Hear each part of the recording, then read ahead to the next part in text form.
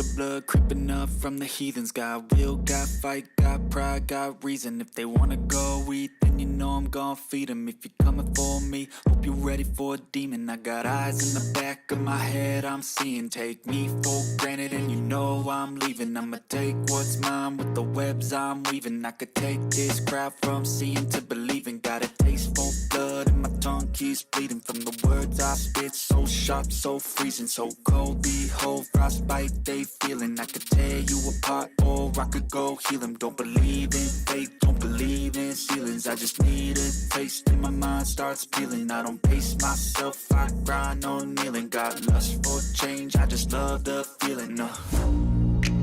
I ain't gonna give up. Got too little time, I'ma live up. Head down, push forward through the tough times. Cause anything worth doing is a tough climb. And I ain't gonna give up. Got too little time, I'ma live up. Head down, push forward through the tough times. Cause anything worth doing is a tough climb. Cause I'ma live life for the fight, yeah, I'm here to get it. I got drive, got sight, always have a vision. I go by at night, I be in my feelings. I'ma be fine, need time, and I'll soon be winning. I live life for the fight, yeah, I'm here to get it. I got drive, got sight, always have a vision. I go by at night, I be in my feelings. I'ma be fine, need time, and I'll soon be winning. I can feel the blood creeping up from the heathens. Got will, got fight, got pride, got reason. If they wanna go eat, then you know I'm gon' feed them. If you're coming for me, hope you're ready for a demon. I can feel the blood creeping up from the heathens. Got will, got fight, got pride, got reason. If they wanna go eat, then you know I'm gon' feed them. If you're coming for me, hope you're ready for a demon.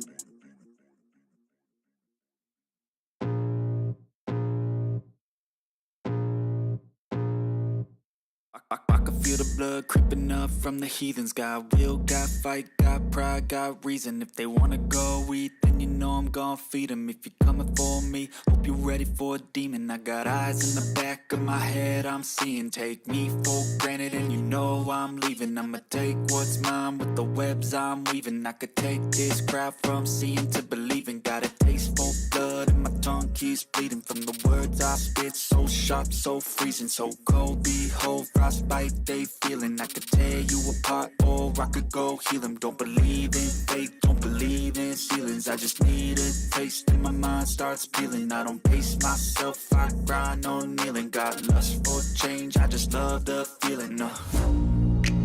I ain't gonna give up. Got too little time, I'ma live up. Head down, push forward through the tough times. Cause anything worth doing is a tough climb. And I ain't gonna give up. Got too little time, I'ma live up. Head down, push forward through the tough times. Cause anything worth doing is a tough.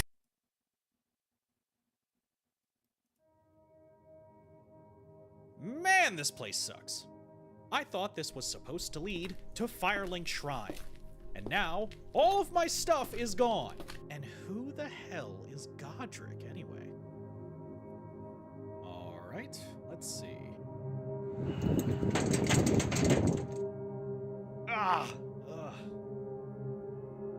Wait. Is this...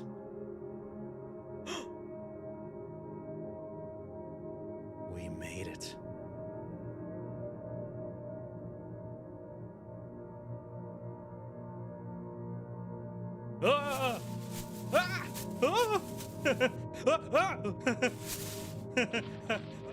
Greetings and salutations, valiant knight. Could you point me in the direction of the Elden? Ah, I see.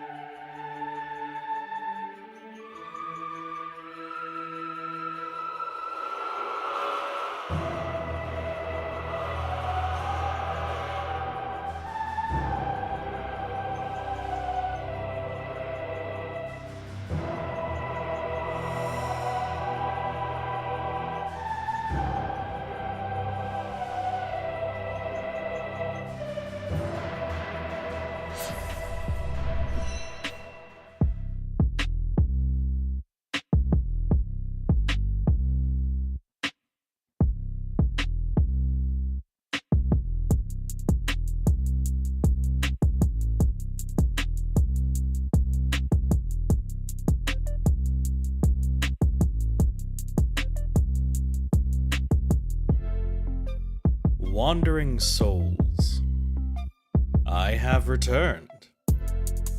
And today is our grand celebration in preparation for us taking the first major step into Elden Ring. We are just in the outskirts of starting this game for the very first time. So I thought today we kind of wrap up our journey with a little bit of a bow and just have a little bit of fun. Want to thank you all for popping by. Fallen Wing, Yo-Yo, Necri, Ears. Thank you all so much for stopping by. All those who are watching and all those who are watching on the VOD, hello to you too. Lovely first cinematic. The animation was done by Man of Bone. Thank you very much for your hard work in creating that animation. So a fantastic little centerpiece for our road to Elden Ring. Go ahead and follow our lovely Man of Bone and let them know that you want to, do some good work with them as well. Second one was actually just done by me, but all the art of myself in the various games, again, done by Man of Bone. At the end of today's stream, well, at some point during today's stream, I should say, I'm going to be adding the Elden Ring art piece for the end of the road to Elden Ring to the Soulless Coworker art share in our Discord. So if you have been collecting the other Road to Elden Ring posters that you saw in the very beginning of today's video, and you want the centerpiece, it's a fantastic long piece that has a collage of all the other posters and one commemorating me entering Elden Ring. Definitely keep an eye out on the Discord, !Discord if you're not already joined. Please ensure that your Discord account is linked to your Twitch account so that you may see the Soulless Coworker section. So today's going to be a little bit atypical. I've got a few small things that we can go ahead and do today. I'm probably going to get us started with a little announcement. There is an Elden Ring memes section of the Discord. So if you are unfamiliar with the fact that I have a very, very strict ban on Elden Ring spoilers, the nice thing is that you can get all of your Elden Ring memes right out there. Just follow the guidelines, and as we are vetting it over time, I'll actually be able to see them, laugh at them, and say, oh my, oh, so much fun. Thank you so much for the meme. Really do appreciate it.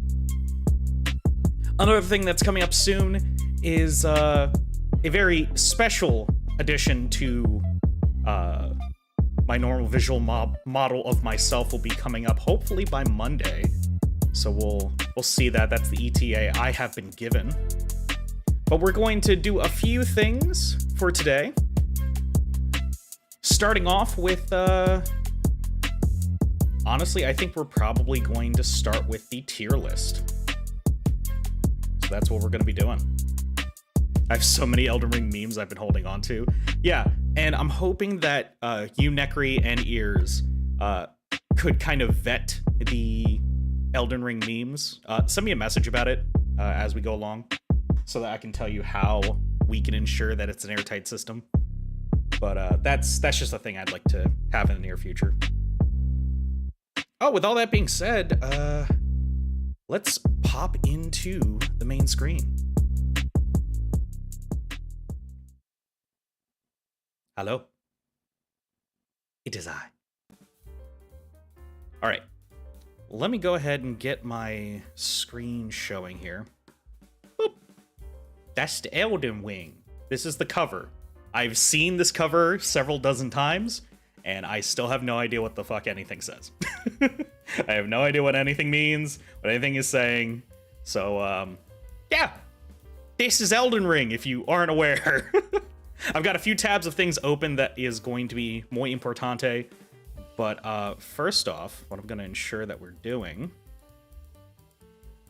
is getting this all situated. Good, good, good. If it's possible, Ears, do you mind coming up to the podium when you have the chance? Ears to the podium. Thank you. So a few quick things of what we're going to be doing today.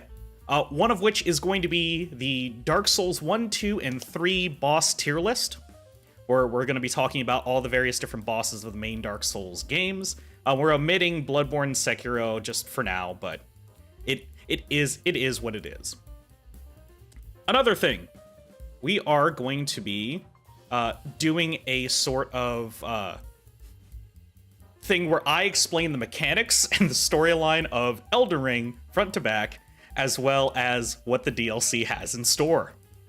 Hey, boss. Hello. Hello. And we're also going to be asking all of you to pop in. Hello? Yeah, you're very big. I'm big. Big. We're going to be asking all of you in the chat and throughout the Discord. We're going to have you essentially, I would say taking bets, but you're not really taking a bet. You're taking a educated guess, like trying to guess how many marbles are inside of a jar, you know? How many deaths will it take me to finish Elden Ring in totality? So we're talking front to back before the DLC comes out. Unless the DLC comes out when we're playing, then it'll be from front to back plus DLC. I actually don't know when the DLC is coming out for Elden Ring. I think it's next year, but it's not announced, I don't believe. Oh, okay. So yeah, then I'm definitely probably going to beat this game before the end of the year, most likely. I mean, Yeah, I'm probably going to be playing it when weekly, you say so... in totality, like, what do you mean? Do you mean you want to do everything there is to do? That is a good question. I'm guessing that there is, like, optional bosses and things in areas like that. It's so fucking much, man. There's a lot! Game's too big. This game too big! It's too big! I didn't finish it. It's too much. How many hours have you clocked in on Elden Ring? Oh, like 60? All right. I mean, we clocked like what, over 70 for Dark Souls 3?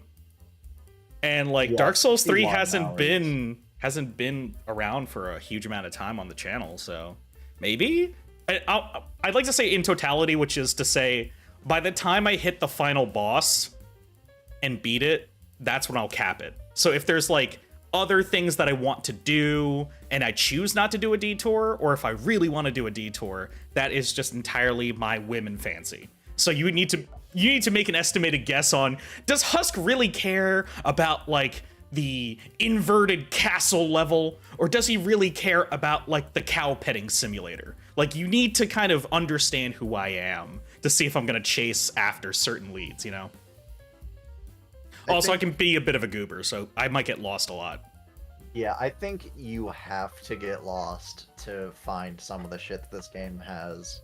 That's almost, like, exciting to hear that I have to get lost. You gotta look for, like, a cave behind a bush to find patches, even. Oh, that's great. Yeah, because I know Patch is in the game. I think...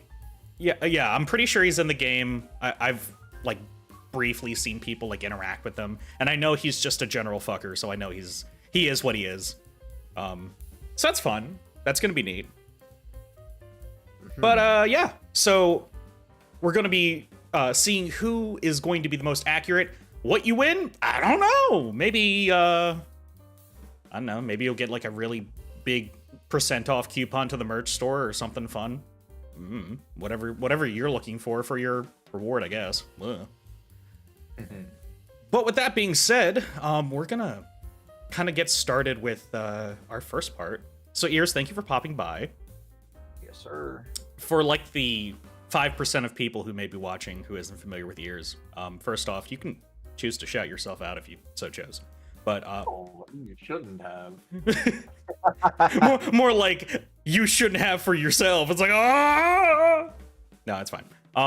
But Ears also streams and has played a lot of the different Dark Souls content. Is most likely going to be playing Elden Ring kind of concurrently with the channel, and has kind of been helping us out with Dark Souls 3, kind of since like the very beginning here.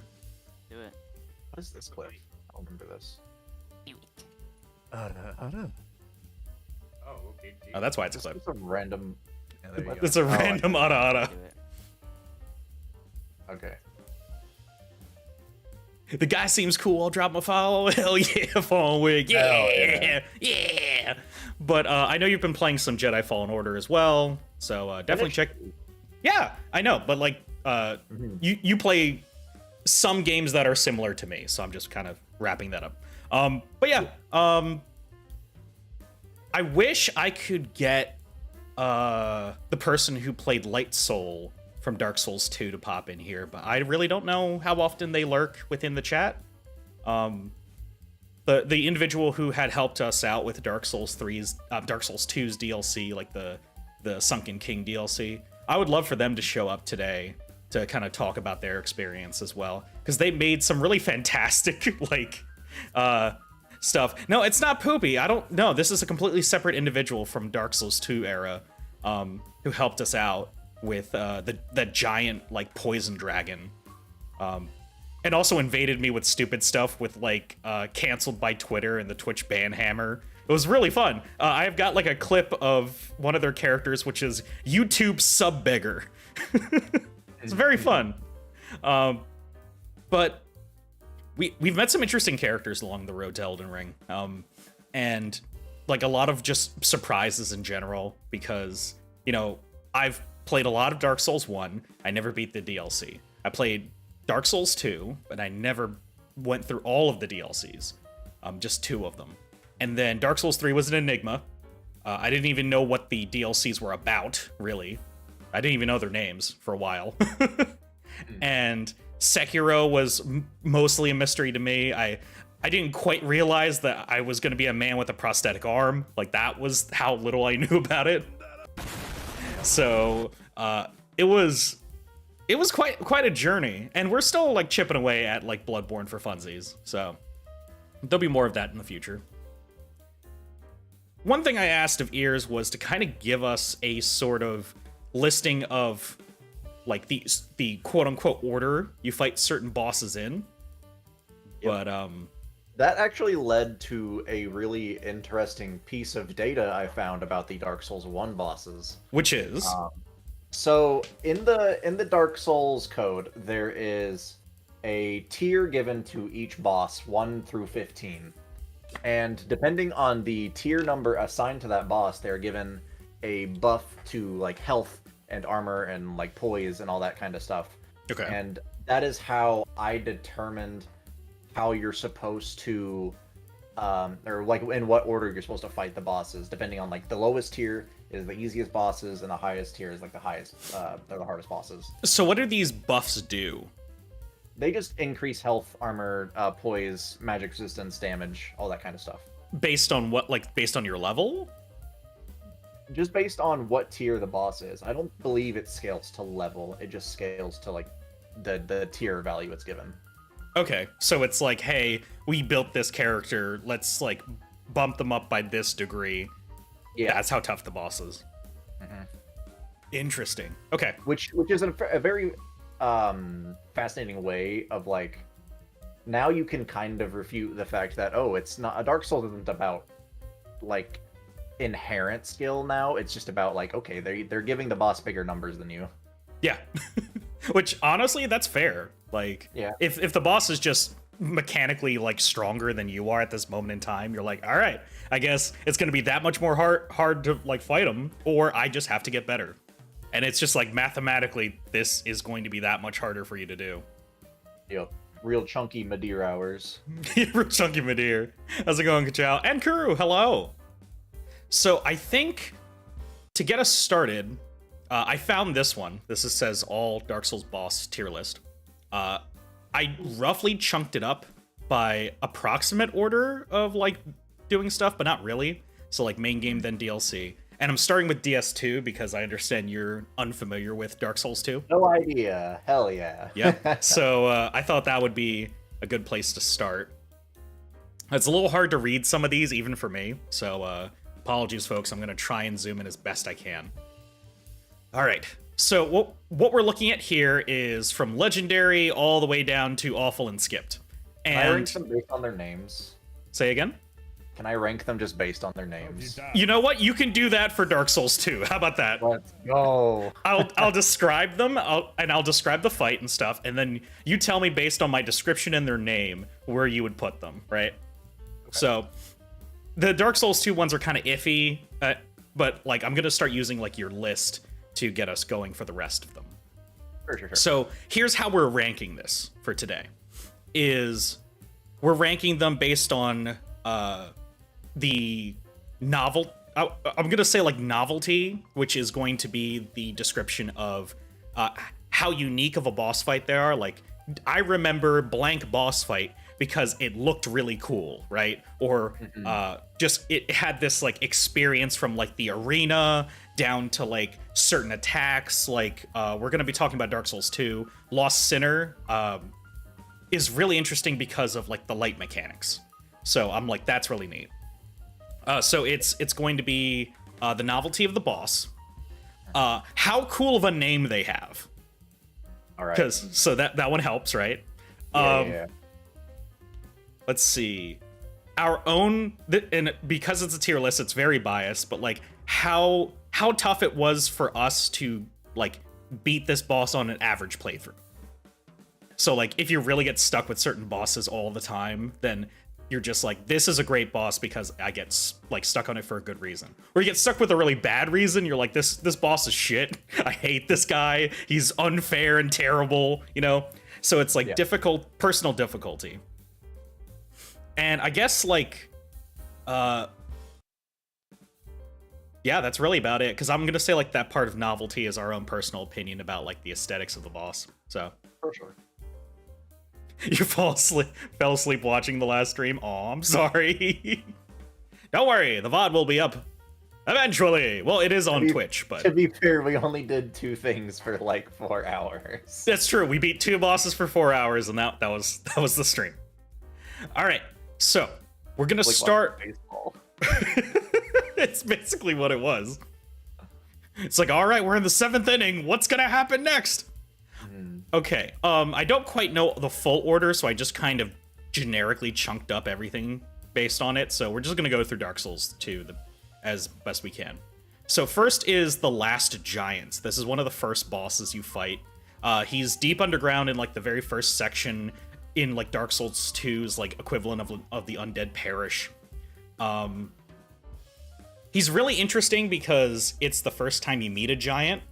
And giants in Dark Souls 2 are very important because they are the big antagonists of the land of Drangleic, where you're at, that besieged that kingdom under the reign of Vendrick. So it's like the ancient evil that destroyed the land in Dark Souls 2. Last Giant, so yeah. So the giants are kind of like the Manus equivalent of Drangleic? Yeah, kind of like that. Yeah, they are this encroaching evil that has come upon the land, and Vendrick used the power of the Lord Souls to essentially stand true, stand tall, and wipe them out.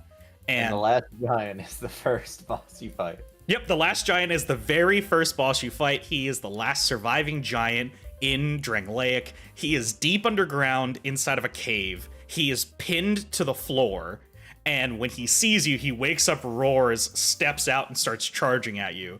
He is big. He's a lanky motherfucker. He's got this giant hole for a face, and he's got like a giant piece of like stone through his body. Halfway through the fight, he will get angry and literally rip his own arm off to have a weapon to fight. Oh my like God, he just gets desperate. Sure. It is not a tough boss fight. He's very easy to dodge.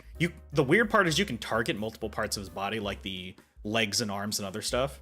And if you're really good, you could probably even stagger him with a good hit. I'm gonna say he's okay, honestly. He's like, the aesthetics of the area is not super great. Like, it's not like, this feels like a grave in the very literal sense that you just disturbed the last resting place of this poor guy. So is the idea that he's the last giant of Drangleic, or he's the last giant of, like, the world? Because we get to 3, and obviously he's not the last giant. Yeah. So, in my personal opinion, I think he's the last giant of the Drangleic assault. Okay. So, because there are other giants that you will see, and even some that you'll face, but he is the last giant of Drangleic because he is like the only one you will meet of like the greater space of Drangleic that is still alive, that is still able to fight. Sure. So personally, I didn't like the fight too much. I mean, it is one of the first boss fights you do, so I just kind of I'm gonna leave it at okay. Yeah, it sounds like an okay fight. The part where he rips his arm off is pretty metal, and I like that. And he just goes, I mean, oh, the whole time. Like the last remnant of this legendary fighting force that besieged the kingdom, then I don't know. It seems weird to put it as like the first boss fight and make it easy, but yeah, it is what it is.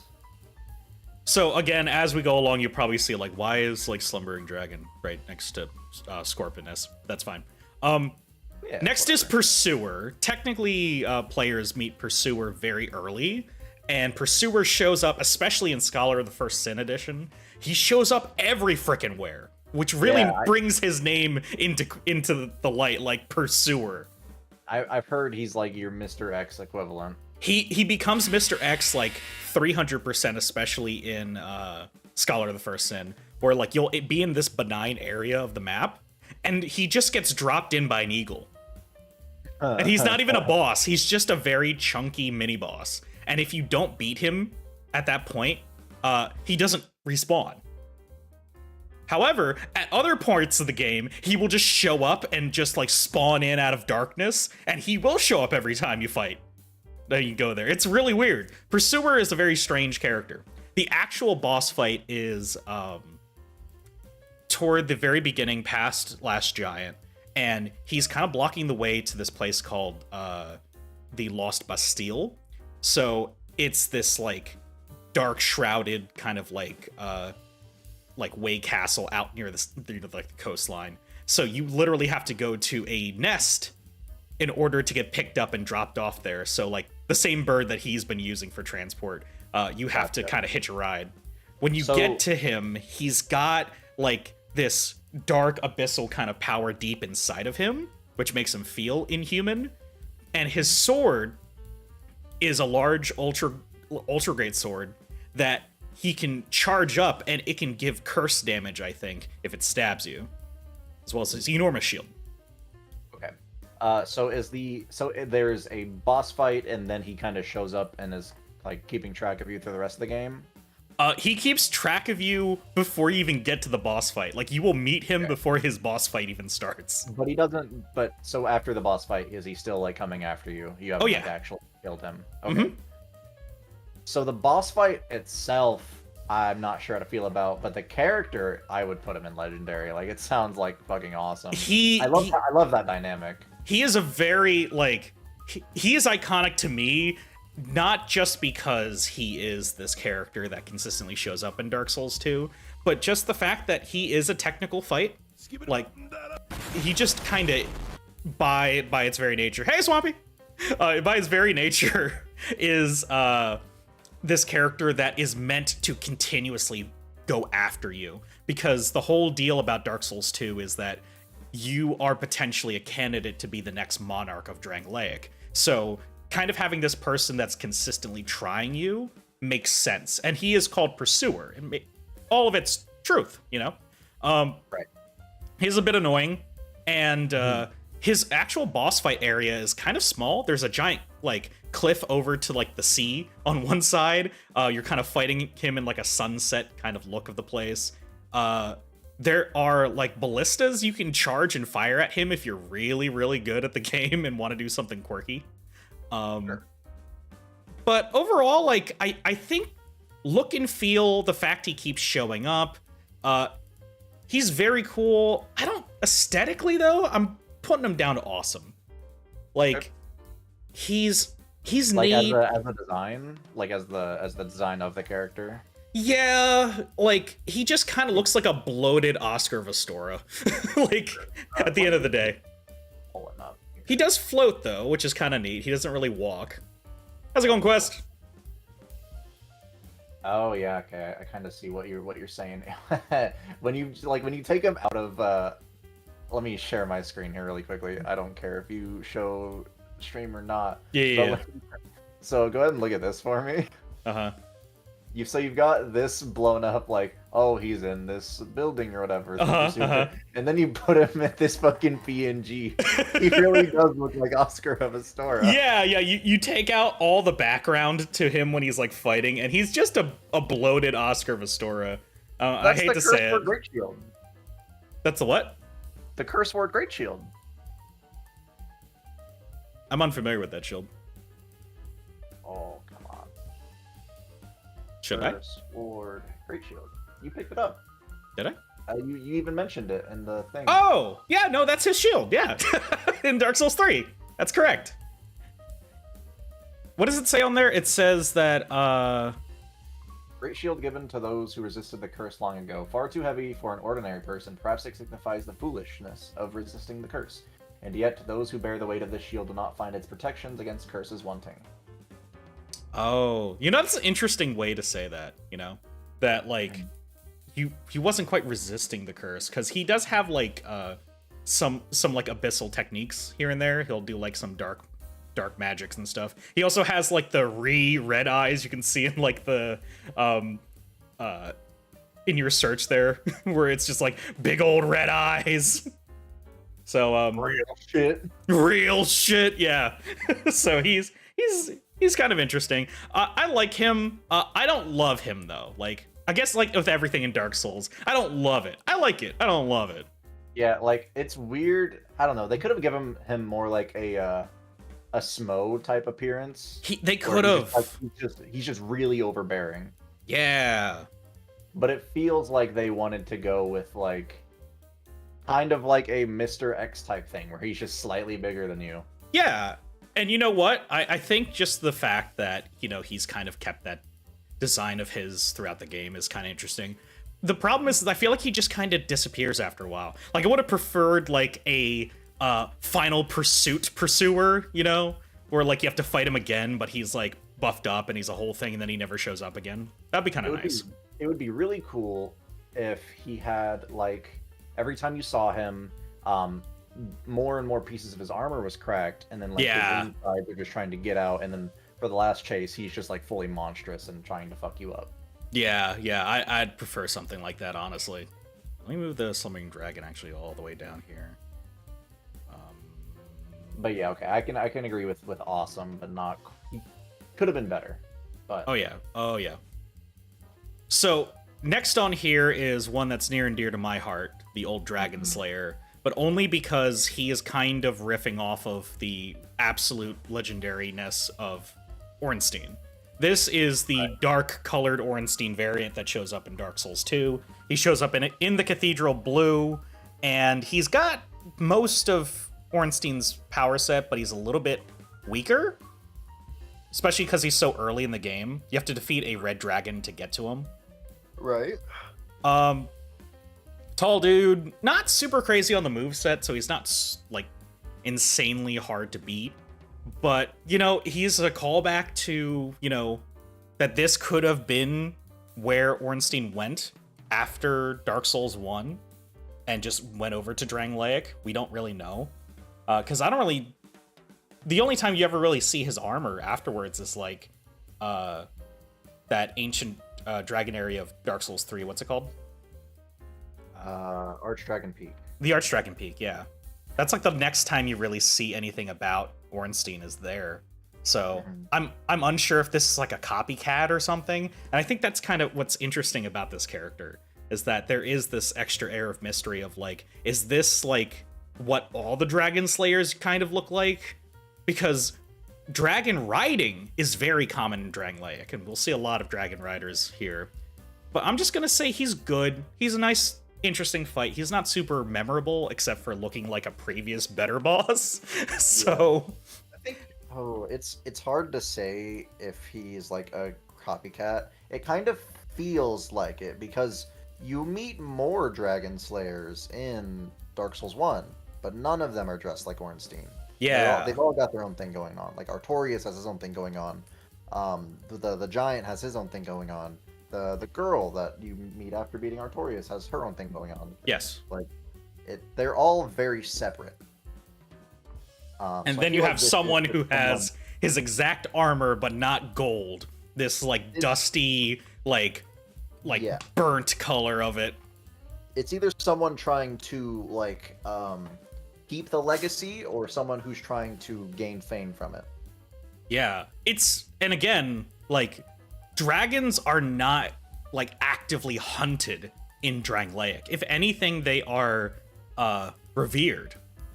And we'll see that more as we get through the bosses. Like, there's a lot more reverence toward dragons than slaying of dragons in this land. So it's so strange that he shows up in the Cathedral of Blue.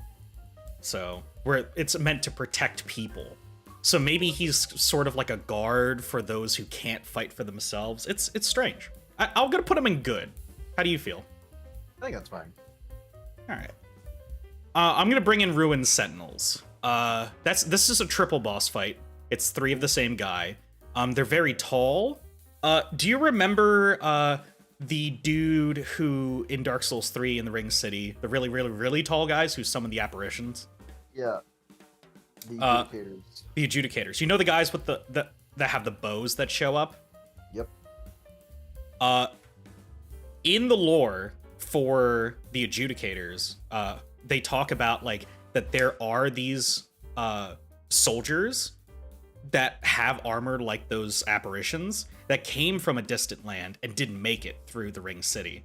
They're talking about the soldiers from Drangleic because the legacy of them, they used it to create these sentinels in Drangleic, and that's actually what the Ruined Sentinels are.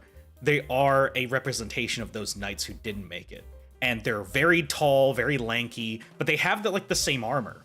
They have a giant like halberd kind of deal. They've got a circular like shield that they can throw like Captain America, which is crazy.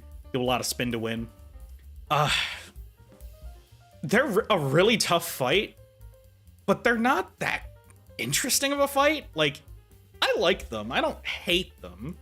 But Is like, it hard because of the numbers? It's hard because of the numbers, because they spin. And so they'll just come after you, and they'll do like jump attacks as well. Their arena has like multiple levels, but you only really use like the one you land on or the bottom floor. Like, if they use the above levels, it kind of stops them from jumping, but also like their swings are so wide, you need the open space. So you're kind of forced into the middle of this arena. Gotcha. So aesthetically, like, it looks kind of neat, but there's also nothing going on in the room. Like, it's just like a giant gray box. So like, you're looking at these dudes running around, and you're like, all right, tall, lanky men, great. Thanks for fighting me in the gray box. I appreciate it. And then Ruined Sentinels end up becoming like NPCs that you can just randomly fight toward the end game. So they kind of become similar to, what do you call it? Like Taros demons and stuff like that in Dark Souls 1. Yeah, definitely Old Dragon Slayer is Ornstein's emo face. It's true. I mean, the way you're describing it to me, it makes it sound like it's an average fight. Yeah, I would put it down into average, honestly, because like mechanically there's really not much going with it. You just need to be really aware of your surroundings if you're just doing a 1v3. And the thing that probably makes this super average is that you can 1v1 one of the 3 sentinels as soon as you drop down. If you don't reach the bottom floor, the other 2 won't interrupt you. Then when you're done the first one, you can drop to the second floor and then do a 2v1. And that's it. Like, their attacks aren't crazy. Like, in terms of like visually, they're not that impressive. You just need to kind of be aware of your surroundings, and that's it.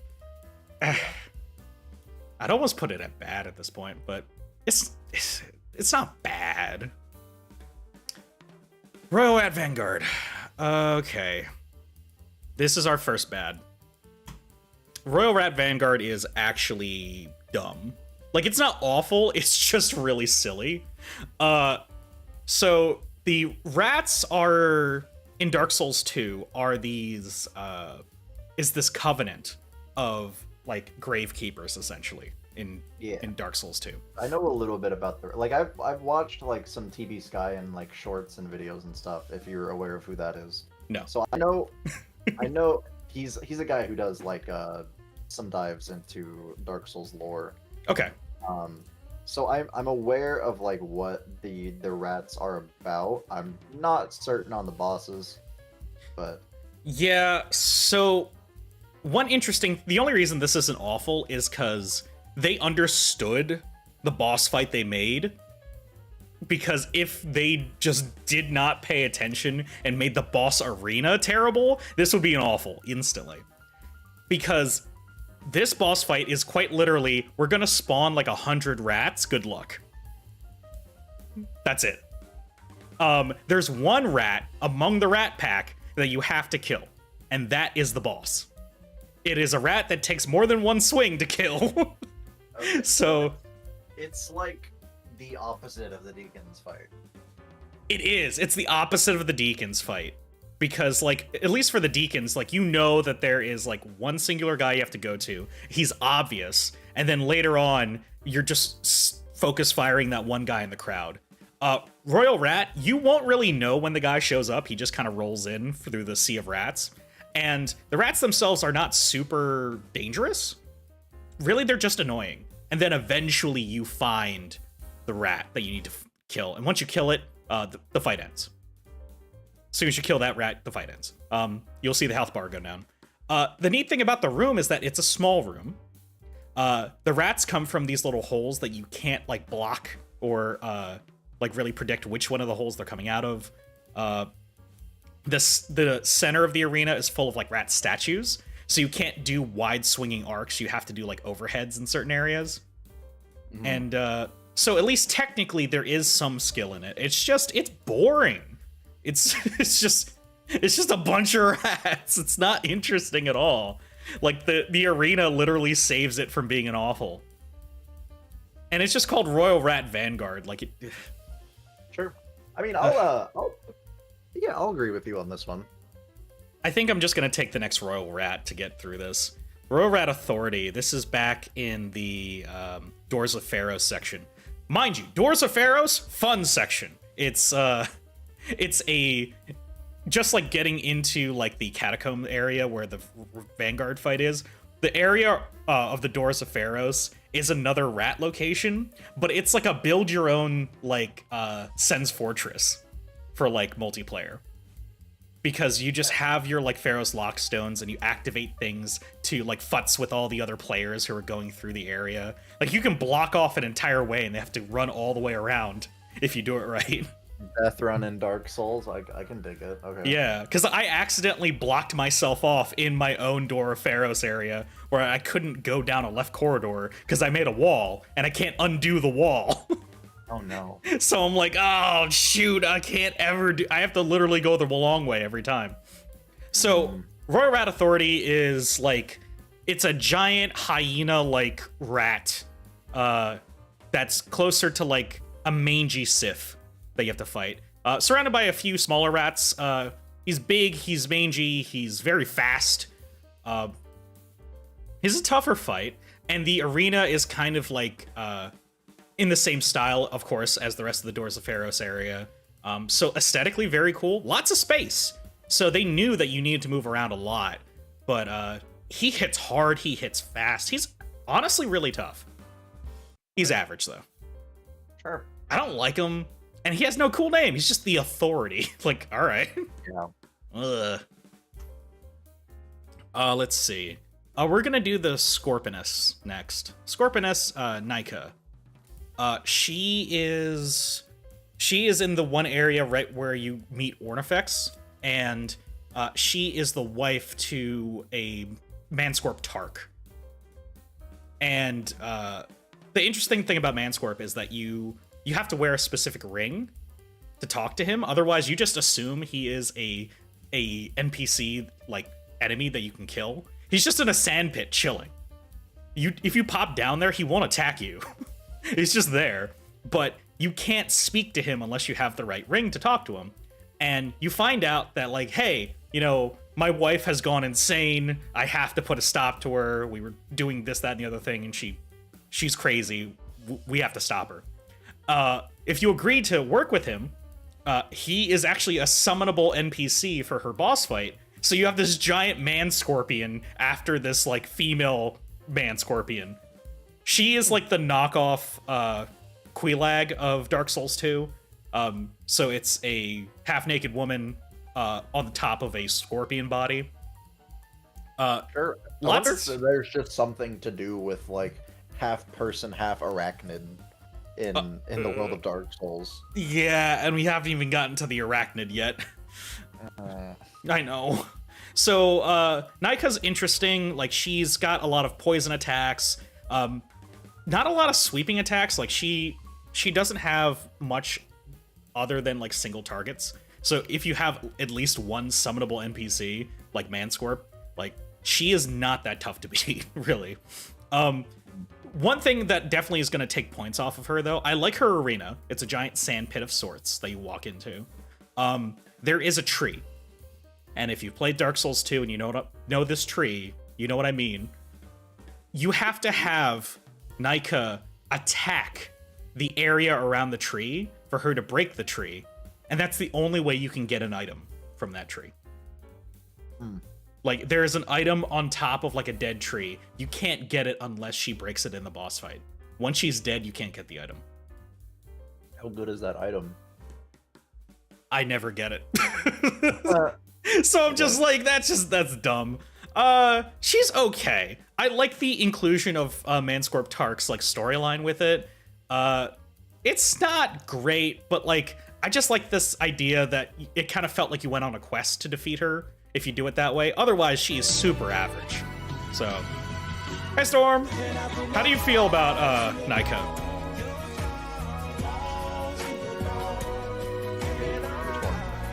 This one.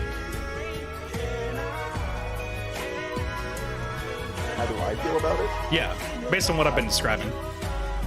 I mean, oh god. Okay, so I like the idea that there is destructible environments in the fight that yield rewards for doing it right. I don't like that you can't get it afterward. Yep. That's whatever. Yeah, it's whatever. It's not a required thing. I really like the idea that there is a storyline to it. I really hate the way that FromSoft does their quests, where you need this really benign thing to do another thing. Yep. Or else you just kind of miss it entirely. But that's just my gripe with FromSoft in general. Yeah. I don't know. I mean, if the fight's good, if the fight is good, I'd put it in good. But I guess it just depends on the fight. Everything else seems like a plus for me. The fight is like okay. That's why I put it in okay. It's Sure. a little above average just because, like, you know, she's a unique type of enemy, and you know, you can have that cool synergy with her husband. But that's really about it.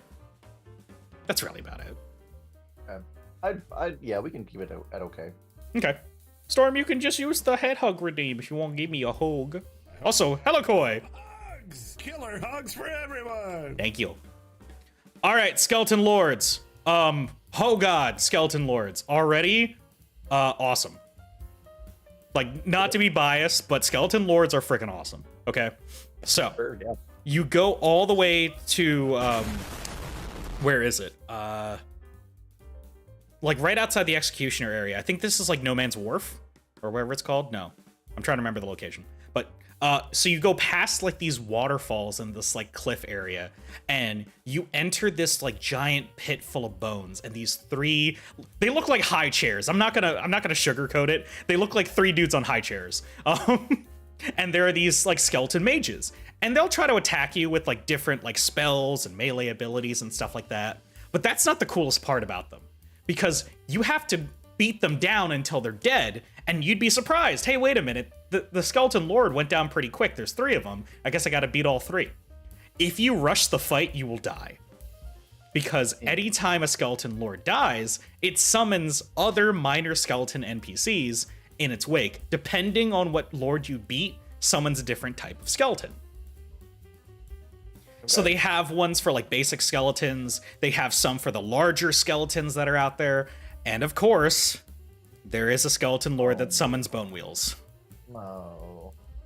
But Okay, it's... I think I talked about this. Yes. Like, you can get rid of the one that summons bone wheels quickly, right? Or is it the opposite way? Oh, I mean, like you could focus fire the bone wheel one and then just get rid of the bone wheels. There's only like what 2 or 3 maximum bone wheels that summon. That's too many already. I know it's probably more than one, which is too much. But the interesting thing is like you're like completely out of options by the time you've defeated all the lords, and you're like swinging with like very little Estus on like groups of standard skeletons, and it's like, all right, can I still do the basics when I've lost all of my equipment, you know? And for me, playing that as like a spear miracle kind of character, it was a little easier, but I remember doing it as like a mage, and it was just like, it was the worst thing ever. I do like it though. They look very cool. The arena's very interesting. It's got these big pillars of bones that you can actually hide behind for like the bone wheels and the other attacks that you face. If you're just not paying attention, you'll just be swarmed by these skeletons coming out of nowhere. So it's neat. From hugs, killer hugs for everyone. Enemy I'm looking them up. I like their design. It's very traditional in the way of like fantasy skeleton lord. Yeah, like they're not reinventing the wheel when it comes to the look, but I like them. It's no Nito, Mm-hmm. which is perfectly fine. Yeah. So I'm gonna say awesome for this one. It sounds like an awesome idea, but though if I had to play it, I'd probably piss and moan about it. You probably would, especially when the bone wheels come out. I would too. Yeah. We're just gonna go right to Mytha. The Earthen Peak area, which I freaked out about back in Dark Souls 3, that we saw Earthen Peak again. Earthen Peak has this like crazy amount of poison. It's a big old poison area, and you have to traverse this giant mechanical windmill to get all the way to Mytha's stage. And Mytha herself is a already decapitated Naga of sorts. Like, she is a snake lady who has her own like melee attacks and stuff. She's holding her own severed head, and she'll actually toss it like a grenade. She'll scream like it's making like an AoE for the grenade, and then she'll grab her head and continue attacking. Her entire boss stage is surrounded by poison, like a lot of poison, and you can actually make the fight easier by going to the base of like the neck of the windmill and setting the actual windmill on fire when it's not spinning. No, even while it's spinning, so that it stops spinning. So you actually turn the whole thing off, and that stops pumping poison into her boss arena, making it easier for you to get footing without getting poisoned, which I think is a really novel concept. It's another reason they added the damn torch, but I digress. It could have just been a lever. It could have just been a lever. But Mytha's interesting. She's not super tanky. Her attacks aren't like crazy insane. She's got some like sorcery like powers. The whole head toss is just really like disturbing and fun. I'm gonna say she's a good fight. She's pretty good. Like, technically speaking, not super crazy. That little gimmick for her boss arena is like nice, but like she's really nothing to write home about. Kind of feel the same way about like old Dragon Slayer. It's like, it's cool, but like, I'd give it an okay. You give it an okay? Yeah, I mean, I'm a sucker for like fights that have like arenas that you can interact with and change the flow of the battle. Yeah. But you know, that's just a me thing. I know some people are like, oh, it takes away from the, like, you should fight the boss at its hardest. I like having my balls chopped off. But nope. We're actually just going to go straight to Lost Sinner then, if you're talking about cool arenas. Lost Sinner is very interesting. Is actually a she, although I tend to forget that. Because this person is, like, handcuffed. Like, she has manacles on her. And is this, like, just drained out hollow who is, like, covered in, like, tattered garbs and has a metal mask on her that's, like, crushing and restricting her head. And the start of the boss fight is there is a little creature that scuttles onto her face and then into her eye hole of her like mask. She freaks out, and then she jumps in and she's holding onto a two-handed sword, but she obviously, if her hands are essentially handcuffed, like that's all she can really do is just be in a fighting stance, and that's it. She's a little fast. She is very much a technical fighter where you gotta like run around dodge like the stabs and stuff. There's a lot of good swings you have to watch out for. Fun fact, her arena, before you get in, has steps on the left and the right. If you open the doors to each side and take a lit torch and light the pitch in each of those, it will actually light the pitch all the way into the boss arena before you get inside. And it will create like light in 2 sections of the boss arena. While she's in the lit sections, she fights slower. Not slow, okay. but slower. So if you're like, she's just too fast for me to like dodge and block and get out of the way and I can't see anything, if you light this up, you can then see, and she's a little bit slower. So it's an advantage you can take. It takes like no time at all to activate it. But if you want to go like man mode and just decide no lights for me, I'm just taking her on 1v1, you can. And of course you can get her sword and her entire armor set later in the game. It's a pretty awesome fight. I do like Lost Sinner a lot. So this is probably a question I should have asked earlier, but does Dark Souls 2 have soul transposition like there is in the other games? Yes. Boss weapons! Ornifex is the blacksmith you can go to, and she will make weapons out of boss souls for you. And there's also, I always forget his name. He's the cocky bastard mage who's inside of the Bastille. You can go to him to get spells from boss souls. Okay. So is there like a soul and a weapon that you can get from each souls? Or occasionally you can get one or the other, but it's usually just one or the other. So it's either like this soul only gives a spell, this soul only gives a weapon. Rarely there will be like a weapon or a spell. Mm-hmm. It's more weapons than there are spells, honestly. Which I kind of just let it be what it was when that happened, but yeah, it's that's kind of how that works. I'm not sure if that changes your opinion at all. No, I mean it sounds like a pretty good fight. I would like to consider just how great a boss is based on the quality of the things they give after as well. I think that's a fair thing to, give. That is fair. That is fair. I guess one of the reasons why I don't think about it too much is because I've only been playing like more melee focused builds starting in Dark Souls 2. Like I did a spear build with miracles in 2.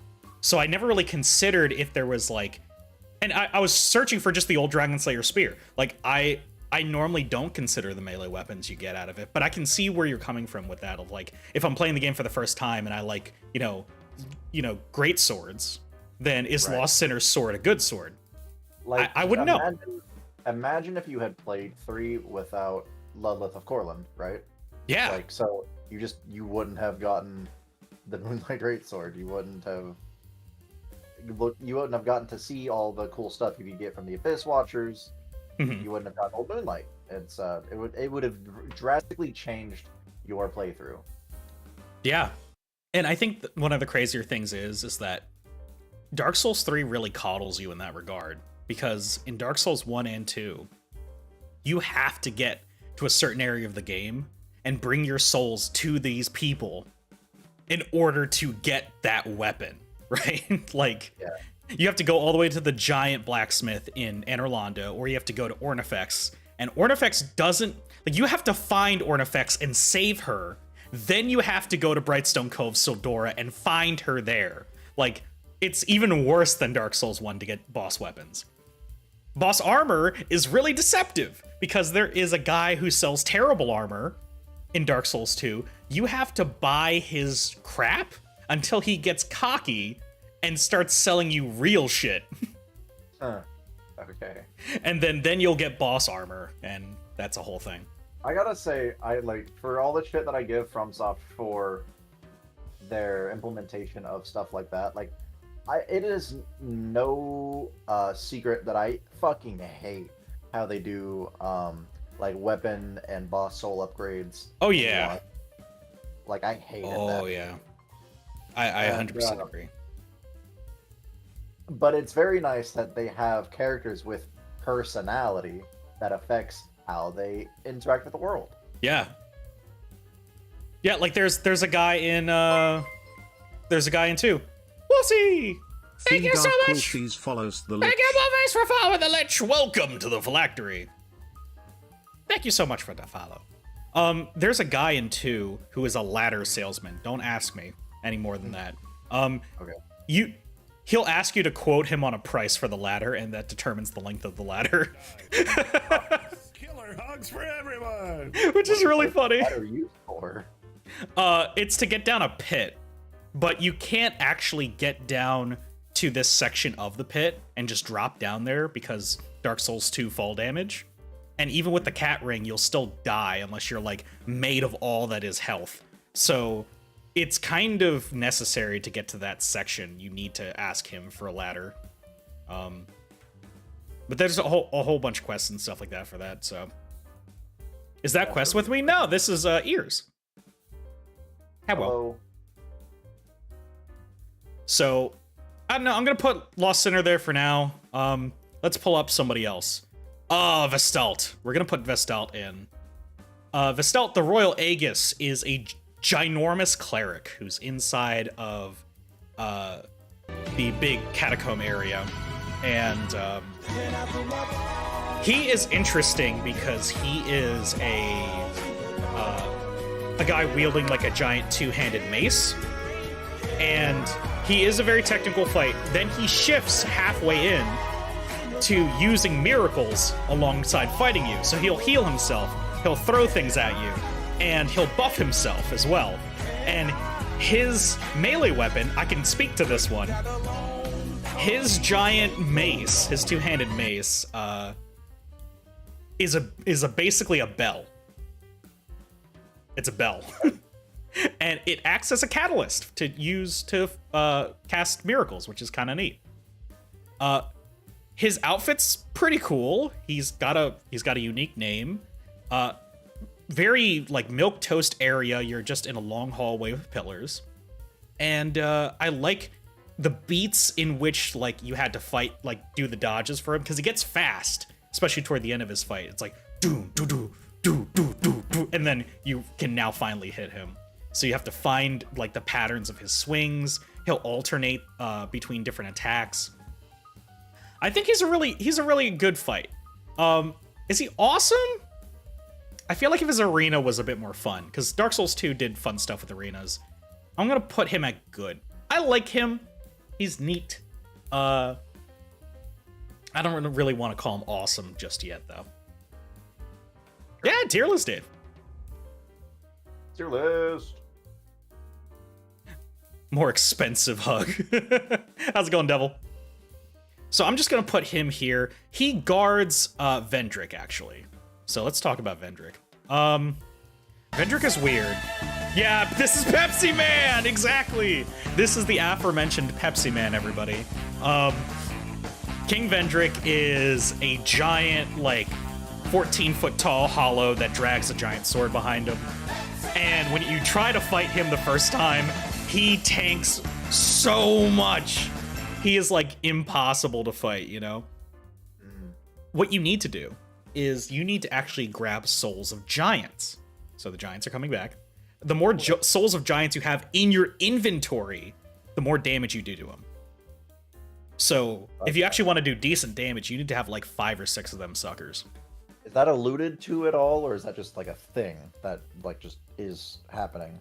I think part of like lore bits that you'll kind of read up on will kind of mention that like the only people who could best Vendrick were like the giants or something like that.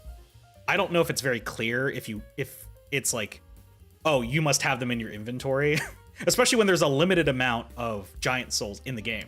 Right, and that it would make it seem like it wants you to consume the souls of giants.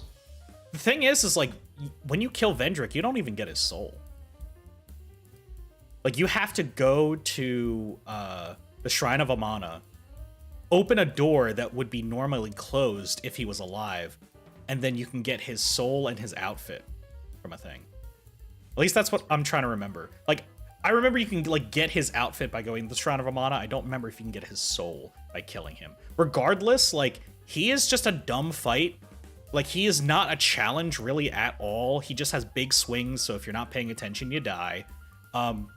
He's just a big hollow. Like, for the king of Drangleic, he is the most underwhelming fight because it's a sad fight. Like, you don't want to really fight him, but like, you got to put him out of his misery. He's literally in the catacombs, pacing in a circle, holding on to his sword. He's naked. His clothes are in the corner. Like, it's the sad, starry state of the king of Drangleic, just lost. It's an awful fight. It's bad. The mechanics to get to him is stupid. Like, he is not an interesting fight. He's not a challenge. He looks like crap. It's a sad fight. I don't like it. It sounds like an awful fight. Yeah, I'd put it awful. Like, I feel like, Ears, if you were playing Dark Souls 2, you're like, I don't want to fight Vendrick. Like, you'd look at everything and you're like, I don't want to. That feels like a waste of my time. It's not only like I don't want to fight Vendrick, and it's also I don't want to fight Vendrick. Yes, I just don't want to fight Vendrick. He's just made of health. That's all he really is. And it's so much. Let's talk about better fights. Looking Glass Knight. Let's go. Looking Glass Knight is a PvE fight, but can incorporate PvP. So the Looking Glass Knight is this like dude who looks straight out of Blasphemous, right? That platformer kind of like roguelike kind of game, whatever. Yeah. Have you ever seen that? Yeah. I've heard of it. I've not seen it. Yeah, he's got like a armor with like a modeled face on him that has like a crown of thorns. He's got like a big weapon and a giant shield, big old tower shield that looks like a mirror. And his entire like set is like covered in chrome. You fight him in the rain and the thunderstorm, and at one point in the fight, he will slam his shield down, and something will try to break through the glass and break through his shield. And it can be a player. But if no players are nearby, it'll just summon a ghost of like an NPC of sorts. How's the PvP in Dark Souls 2? From what I can tell, it's like... It's alright. I didn't love it. I used to, way back in the day, before I started streaming, I did the Dragon Covenant, which were all about soloing. So like solo like duels. So it wasn't invasions. Like you would interact with a sign to say, hey, you're coming in and we're fighting right now. And I was doing like a Darth Maul build with that one. And I always found like, of course, the first thing is like the ping, which I hated. But like the second one was that like primarily what a lot of people kind of did is there was just a lot of poison. Like, I don't know, there was like a poison meta that kept happening and I was really pissed. So, I don't know, like it was all right. I think when I beat it in the road to Elden Ring here, we didn't have anyone summoned. We just had a random NPC show up. But like it only happens once. And it's such a minor part of the fight. It's just basically to trip you up. Gotcha. The rest of the fight is just him, like, calling down lightning, swinging a big weapon. He's a big, beefy boy. It's a good fight. Like, it's not too much to write home about, but it's novel. It's got a nice arena. It's very cool looking. Moveset's okay. And that extra little bit of trying to summon someone is kind of nice. Like, you know, it adds that flavor to it, even though it's not required to get through the fight. It's like you can probably even knock him out of the summoning animation if you hit him hard enough, which is kind of interesting. I think it sounds like a good fight. Yeah, I think it's good. I don't know if I really would call it awesome, but I wouldn't put him down at okay. Like, Looking Glass Knight, I feel like is one of the more iconic fights of 2, not just mechanically, but visually. All right, time for Diablo. I mean, Old Iron King. This man is just basically stereotypical bighorn demon. I've heard this fight is awful because of the arena.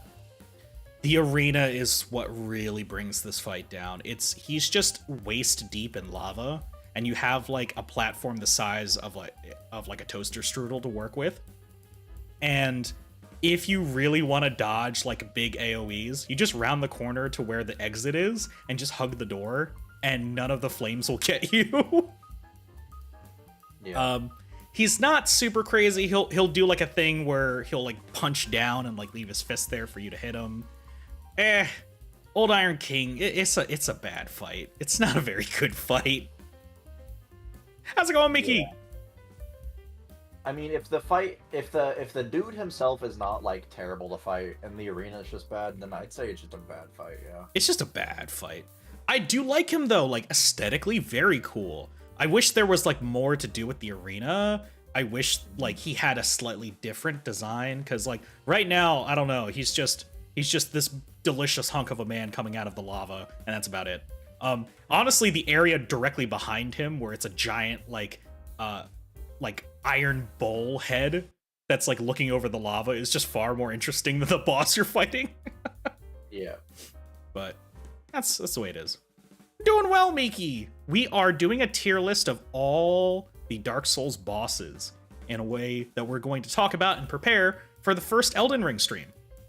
I hope Ornifex is high up. I like her. Ornifex is not a boss, but we do stand Ornifex in this phylactery. We were actually just talking about her, about how she is the boss weapon provider of 2. All right, Ears, I'd like you to imagine something real quick. Okay, eyes are closed. Okay. Picture you're doing Deacons of the Deep, but this time we're going to do a new twist to it, okay? Instead of having a singular enemy be the main focus of the group, right? Everyone in the group has health. You have people who are casting spells. You have people who are crawling towards you. You've got people essentially doing sorceries, some doing miracles, right? All right, open your eyes. Prowling Magus and Congregation is shit.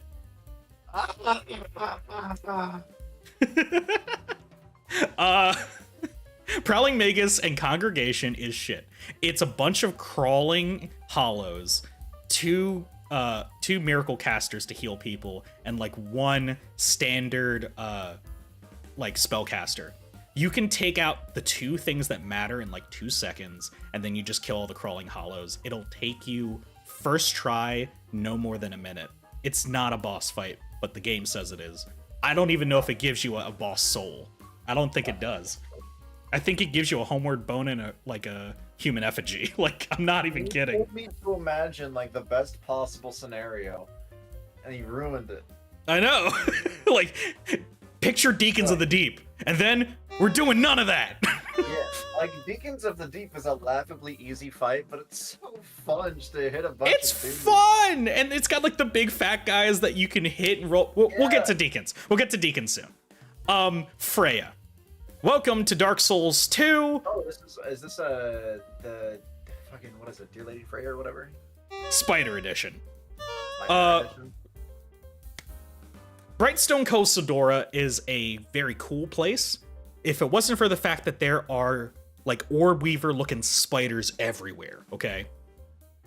And when I mean like that they kind of embodied exactly what spiders just chilling in a corner are like, Dark Souls 2 actually did that really well. Because you'll just be in a room and you look up and there's just spiders and they're not moving. So you're like, when are they gonna come down? And the crazy thing is that when it's dark, so you need to have light around for them to just kind of be away from you. Getting to Freya's boss fight, you have to walk on webs all the way down to the very bottom of this room. But there are spiders everywhere, and as long as you have a torch, they don't bother you. If you don't get too close, they will just wander away from you. But So like a la Seath. yes, like see. Okay. So you just go all the way down, and then you get to Freya's place where all these spiders congregate, and then this big hulking spider that looks like heavy metal as fuck. It's got like all these spikes coming out of it, and it's got this big gnarly face, right? The thing is about Freya is Freya has 2 faces. Her front and her back all can become a face. And so what she can do is, if you're trying to go behind her and stab her without her looking, she transforms the back of her butt into a new face and closes the front. She will fire lasers at you, like straight up kamehamehas at you, which is even more insanity. I want to look like a Dark Souls boss. I mean, No, you don't. do you really, Miki? I don't know if you want to do that. Man, okay, so I was gonna look this up because I thought this was gonna be like a spider version, like another Quelaag, No. but like more spidery. And I was gonna be like, okay, would, and I wouldn't. No, there is no woman in Freya. It's just spider. It's only spider. Fun fact, though, if you can hit one of the faces hard enough, you can pop it off. You're DMing me a thing? Oh, my. Oh, my. Why are you DMing me a thing? Oh, Dukes to your Freya R34 Husk, don't look. I'm getting some insider information which I will not share to stream right now. I'll take a look at that in just a sec. But anyway, Freya is a, like, technically speaking, it's an okay fight. There are other smaller spiders they have to deal with. Actually trying to hit Freya is tough, but she's just gross. It's not a very good fight, honestly. It's gross, it's tough to beat, there's a lot of laser. And it's the Duke's dear Freya. Like, it tries to endear her, and it's just no. The answer is no. Yeah, you've got this big-ass fucking spiders that Dukes to your Freya, and then you've got 2 fucking rat bosses, and they can't be bothered to give them anything. Yeah, exactly. Not And really Miki, all yeah, rat. you can send me the thing. The royal rat vanguard. I would have preferred that they gave the royal rats, like, actual names. It would have been a lot better. It would have made more sense to me to have them both fight you at the same time. Yeah. And then have them named Royal Rat Authority, Royal Rat Vanguard. Honestly, if you combined them, this would have been a great fight, because the Authority is this big hulking thing grabbing your attention, and if you're surrounded by rats and only one of the rats is the other health bar, like, you're not going to pay attention to that. You're going to kill the Authority. And it's really cool because they have like a dynamic going on in that fight where, you know, the big one is the Authority. It holds your attention. It has power over the flow of the fight. Yeah. The Vanguard is coming in to like help it out. Yeah, because that would be a very easy, like, oh, I got nipped in the leg by the other rats. Because there's like 5 rats in the Authority fight, and I try to kill them instantly. I'm not a game designer. Don't take my word for it. Speaking of fun game design, we're going to talk about the Rotten. The Rotten is a... There's so much DS2 left. There's so much DS2, I'm sorry. The Rotten is a big amalgamation of limbs bound together in Dark Souls 2's Blighttown. Giant cleaver, very slow. If you hit the limbs hard enough, he'll try to swing with both arms. If both arms are gone, he'll just kind of flail at you. It's kind of funny. Not an interesting fight. I don't like it. It's dumb. He's surrounded by fire, too. And he's not even a fire-oriented creature. He's also surrounded by poison. Like poison little shooty duders, which is dumb. Sounds dumb. It's very dumb. Where is... Okay, so there's Dragon Rider and Twin Dragon Riders. This is Dark Souls 2 recycling. Dragon Rider is an average fight. It is a big dude in armor with a shield and a halberd. You face him in the Hade Tower of Flame area, same that you would in and around Dragon Slayer, which I find funny that there's a Dragon Rider in the same area as the Dragon Slayer. He's not interesting. He's just a big dude. It's like fighting a, what do you call it? What's their name? Like a Silver Knight? It's like fighting a Silver Knight. Sure. That's it. Like, there's nothing else interesting happening.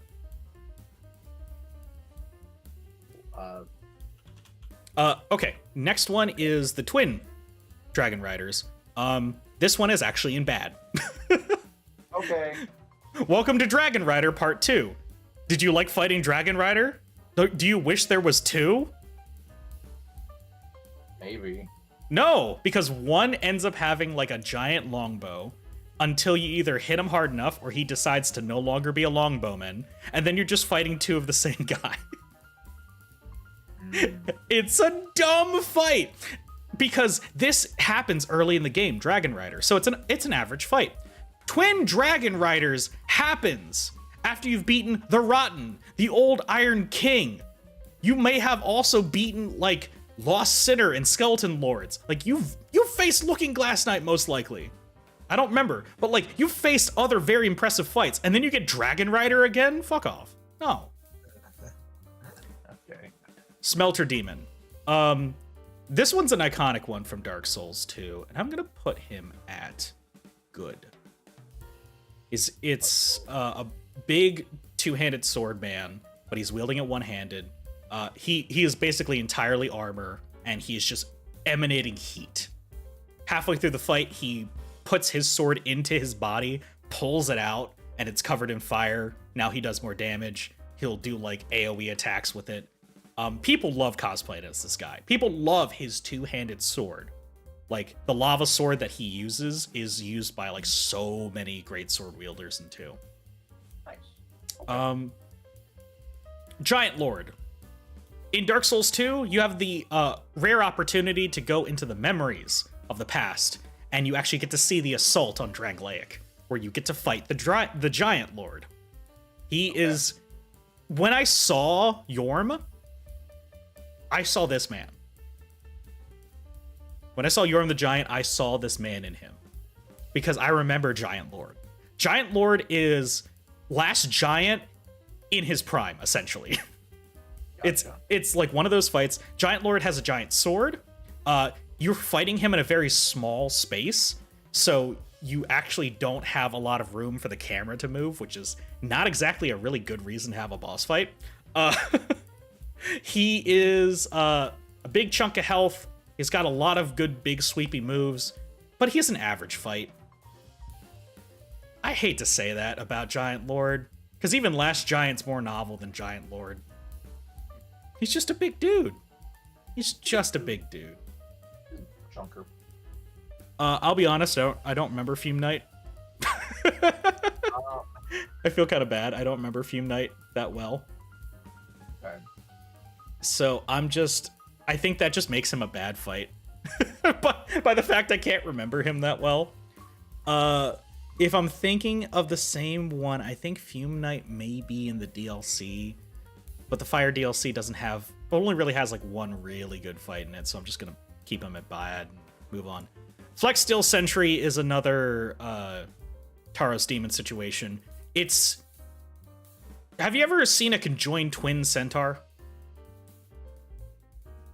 No. Okay, Flex Steel Sentry is a conjoined twin centaur.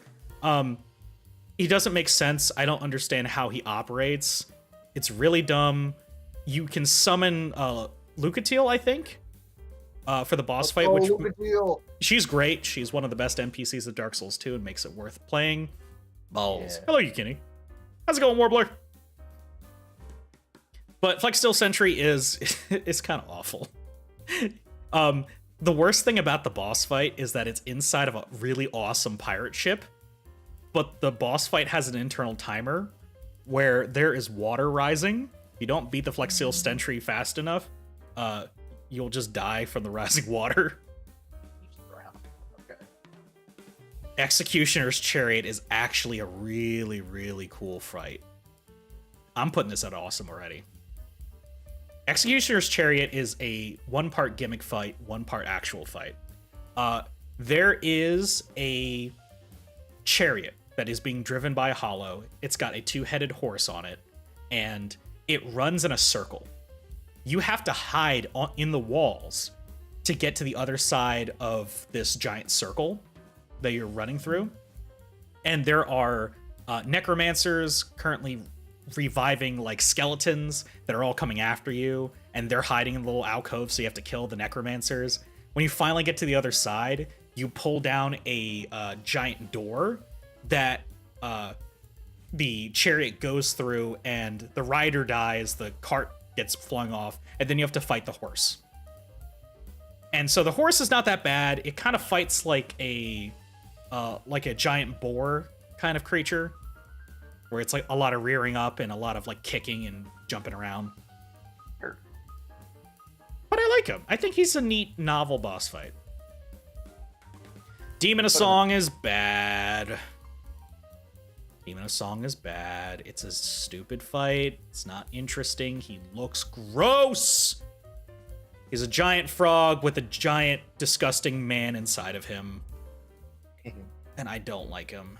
He also sounds really nice, like a lovely woman singing operatic, and this is what you find? Fuck that. From Hugs! Killer Hugs for I'm doing well, Warbler. How was your day been? Hello, Cake. How are you? Thank you for the head hug. We're gonna keep blasting through Dark Souls 2 so we can get to stuff that Ears actually has seen before. Covetous Demon is awful. Hood Classic. Thank you for the care package. Okay. Covetous Demon. Ears, do you mind looking that up for yourself? Covetous Demon. Covetous Yes, sir. Demon. It is the Jabba the Hutt of Dark Souls 2. Man, why does bitch look like a fucking Ogdo from Star Wars Fallen Order? He does look like an Ogdo. In fact, the Ogdos are a bigger challenge than the Covetous Demon. He's so fat. All he does is roll, belch, and swing, and like it's so dumb. It's so dumb. Dark Souls 2 is kind of like the theming around some of the bosses are from like the 7 Deadly Sins, right? I think so. Because I'm pretty sure I've heard that, and I know some of it. I've never heard that, but as you're saying it, I'm seeing it.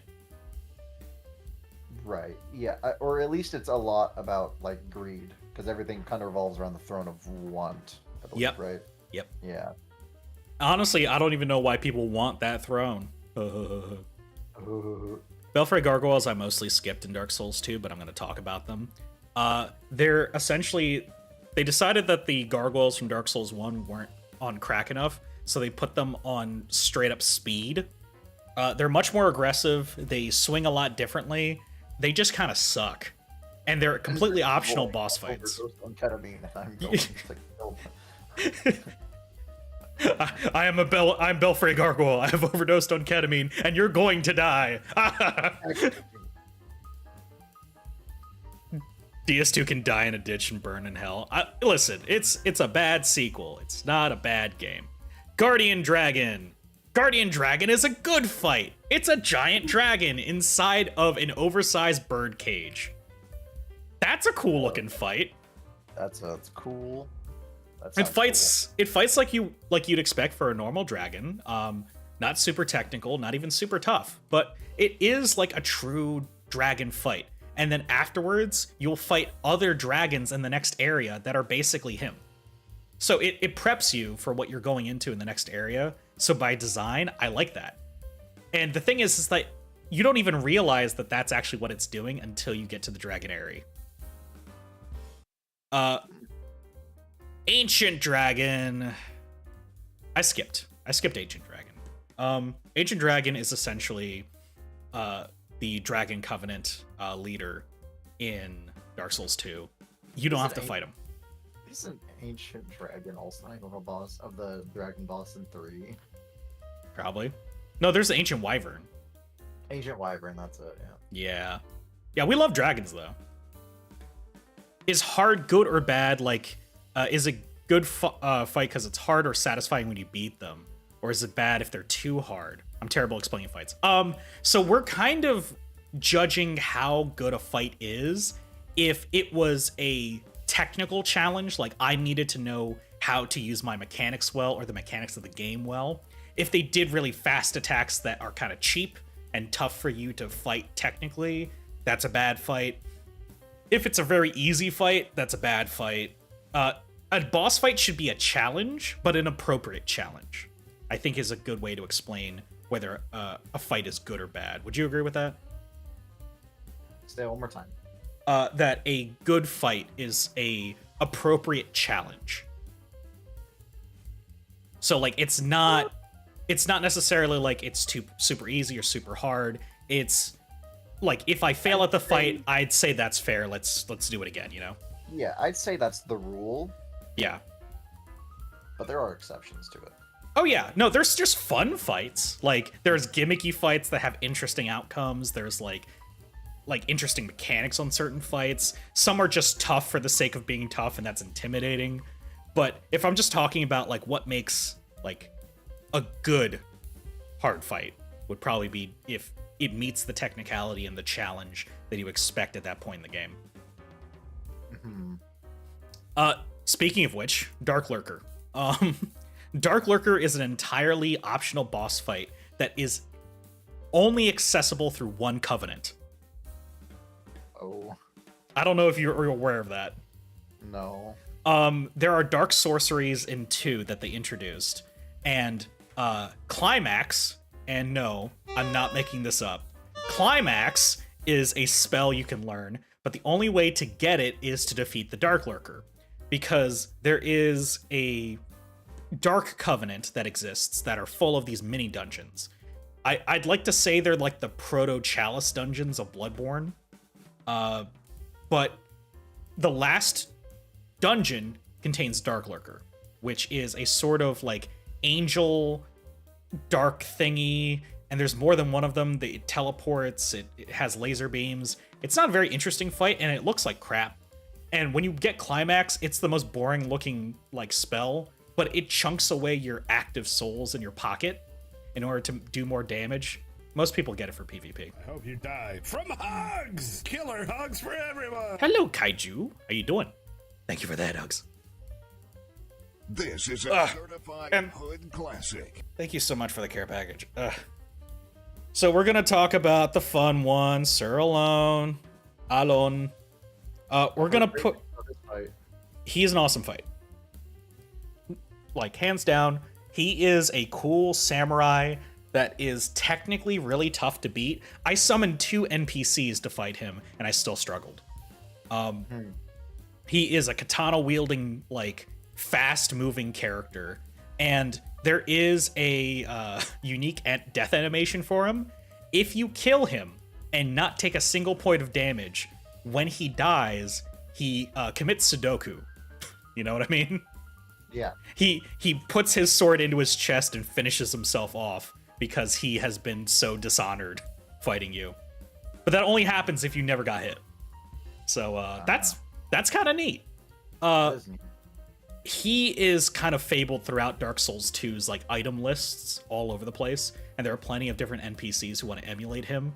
When you finally reach his like area in the DLC, it's supposed to be like this very big deal.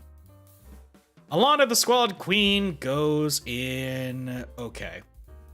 She summons a version of Vestalt, the guy with the bell hammer, and I didn't get to fight her that much because I had a really rockin' team of player characters with me. But she's not an interesting fight. But she does have a lot that's going on with her at the same time. The room looks really cool because it's got this giant like tapestry sort of thing in the back made of stone that's like telling a big old story. And when you finally defeat her, like it splits in half and opens for you to get to the next area. So, like, Alana's neat. She's got, like, some ties back to Manus, being, you know, a keeper of, like, part of his soul and such. Yeah. It's okay. This is Sarah Varg and Grave Robber is awful. This is, I think, it's just 3 NPCs, one of which is Havel. Okay. It's barely a boss fight. It's just 3 NPCs ganking you. It's dumb. We're skipping over it. Sure. Sin the Slumbering Dragon is it's a bad fight. I'm gonna be honest. Bosses in this game. I know. Sin is a bad boss fight for the DLC because he's just a giant chunk of health, spews a lot of poison, is insane to fight, and I cried fighting him with players. Like, he sucked. He really sucked. He is as big of a health chunk as Midir, and he's also a poison dragon. Like, take that for what you will. Not great. John Cena! John Cena. Burnt Ivory King. One of the coolest fights in Dark Souls 2, if not the coolest. He goes in Legendary. I'm being for real, I'm not memeing.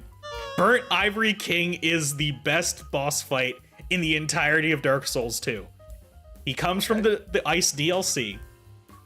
What you do is you go through the Ice DLC. You find these soldiers. Somebody, ! Taco. You'll see the soldier. if you exclamation point taco right now. You gotta collect these dudes and bring them back to the throne room. And then when you do, you enter the boss fight and they come with you. And you fall out of the damn sky in order to fall down into, what do you call it? The actual boss fight below. Do not be too hasty. Yeah, they look like these guys. These are the guys. Taco Bell! Yeah, taco. Woo. Yeah. So, you bring a collection of them down with you, and then you're in this circular arena with these gateways where you have burnt versions of these dudes here. And they start going after each other. It's like this big war between like the white ivory knights and the burnt knights. And they have different weapons, one of which uses like pyromancies. And when one of the guys is about to die, he can choose to run up to one of the gates, use his magic to seal a gate, and then it kills him. So by the time you get to the last few dudes that you're fighting, you get like maybe one soldier with you, and then a giant door opens up in the distance, and it's like a WWE fight. There is this tiny dude who walks out of this big old entranceway, like it's like burnt ivory king, and like dun dun dun dun, like that's what it's like. And he is a tough fight. Your companion's probably gonna die very quickly, but he is a tough fight. He's a technical fight. He's an interesting fight. And speaking to your question on like weapons, you get the like ice longsword, like great sword thing from the Ivory King, using his soul. And I think if you have like the right faith requirement or something, it turns into like a lightsaber kind of deal. Like it's pretty neat. That's sick. Yeah, like the ice like weapons are very cool. Ava the King's Pet is it's an okay fight. The reason why this is so interesting is that it is a sort of blue tiger that is invisible unless you have a certain item. And you kind of want that item anyway, so you can see hidden things. But this item is actually really cool because there is a forest early on in Dark Souls 2 that are full of like people you can't see. Like you just see like the like shimmer of their bodies and you can't target them. If you have the item that allows you to see Ava, you can see them in the forest and they're just a bunch of dudes standing around. You're like, I can see you, you know? You just walk up and you wreck them. It's great. I don't know if they thought about that ahead of time or not, but that was kind of interesting. Ava's got a really cool like set for like a move set, but we have to go through Lud and Zalin, which are a skipped, which is a bullshit fight. It's essentially Ava, but there's two of them, and you have to go through an entire snowstorm, multiple different locations, and you have to fight through the snowstorm by fighting reindeer. Flying reindeer that shoot lightning from the snowstorm. You have to fight Santa's reindeer to get to him, and it's stupid. Throne Watchers! Throne Watchers is average. Okay. I don't like them. You don't want to kill one before the other two quickly, or I think they res each other, which is dumb. You get to Throne Watcher if you enter the Throne of Want at any point in time. You defeat them, then they'd never show up again. But if you're at the end game, you fight Ashandra, who is Vendrick's wife. Ashandra is a good fight. Uses a lot of curse damage for one of her spells, big old scythe swings. It's very cool, very climactic, looks like a Dark Souls boss. Not a lot to write home about, but a neat one. And she's like got part of the Soul of Manus. Yes, well, right? she's one of. She's like Alana. She's like one of the individuals who has the Soul of Manus with her. Yeah. They're like the queens of want or whatever. Yep. Something like that. Aldia, Scholar of the First Sin, namesake of the expansion, is a bad fight. He's a big old head that summons shit, and it's not very good. Throne of Want's a really weird location because you fight Throne Watchers. As soon as you beat Throne Watchers, and you have beaten the main game, you fight Nishandra. As soon as Nishandra is dead, if you are someone who owns Scholar of the First Sin, Aldia immediately is summoned as the next boss. So it summons 3 bosses in one room. If you That's terrible. So literally, you want to A, go there early to defeat Throne Watchers, B, beat the main game to defeat Nishandra, and C, you want to tee up everything for Aldia to even spawn, so you can at least try him. Dark Souls 2, everybody. This is Dark Souls 2. That just sounds awful. We're going to Asylum Demon now. We're in Dark Souls 1. Let's fucking go! Let's fucking go! Have input on here. Now, I'm gonna have you kind of reference your own list as I'm going through this, so I can pull them out. But we're gonna start with Asylum Demon. What's your thoughts on Asylum Demon? Asylum Demon, not a particularly hard fight. Actually, very easy. But I think it goes at least in awesome tier. First 5 minutes opening Dark Souls, you fight down this guy. You try to beat him up with a broken straight sword, and you're like, damn, this is hard, and he stomps you. Yep. And then you're like, okay, well, maybe there's something around I can use, and then you find the door, and you find more items, and then you get to the point where you can plunging attack him, and that does like half his fucking health. And you're like, cool, that's great, and now this is not so bad. Or you like kind of stare at him for a minute, Shio, and poor Shio. And you're like, haha, look at you, I'm up here now, and then he jumps up and wrecks your shit again. Yeah, I think it's an awesome fight, not because it's hard, but because it's not only what starts it all, but it teaches you everything you need to know. I think that's really what makes Asylum Demon that much more like awesome, is that it teaches you everything you need to know about the basics of a Dark Souls boss fight. Like, there's not a single thing it misses. It's super memorable. Everyone remembers it immediately. It starts you off with like, hey, you're not ready to fight, leave, which is a really interesting like design choice to say, hey, sometimes you're gonna fight a boss you're not ready for. Yep. And I think that's a good lesson to have. I'd want to put it in Legendary, but it's just the most generic dude. And we'll see more copies of him very soon. Yeah. Next on the list is, let's see, Taurus Demon. Taurus Demon. Let me go over to your list as well. All right, Taurus Demon. What's your thoughts on Taurus Demon? Taurus Demon is fine. It's kind of like a rehash of Asylum Demon. Like, the way you want to fight him is exactly the same. You're just given a bit more dire of like an arena. Yes. The bridge it trips a lot of people up. It trips Shio up. Yeah. I almost want to say, it's good, but I know in my heart it doesn't deserve. It doesn't deserve good. Taurus Demon is a nice fight. It allows you to redo the plunging attack stuff if you really want it to be. But Taurus Demon, like, technically not much to write home about. He's just big, and you're in a small arena. It's an okay fight. It's fine.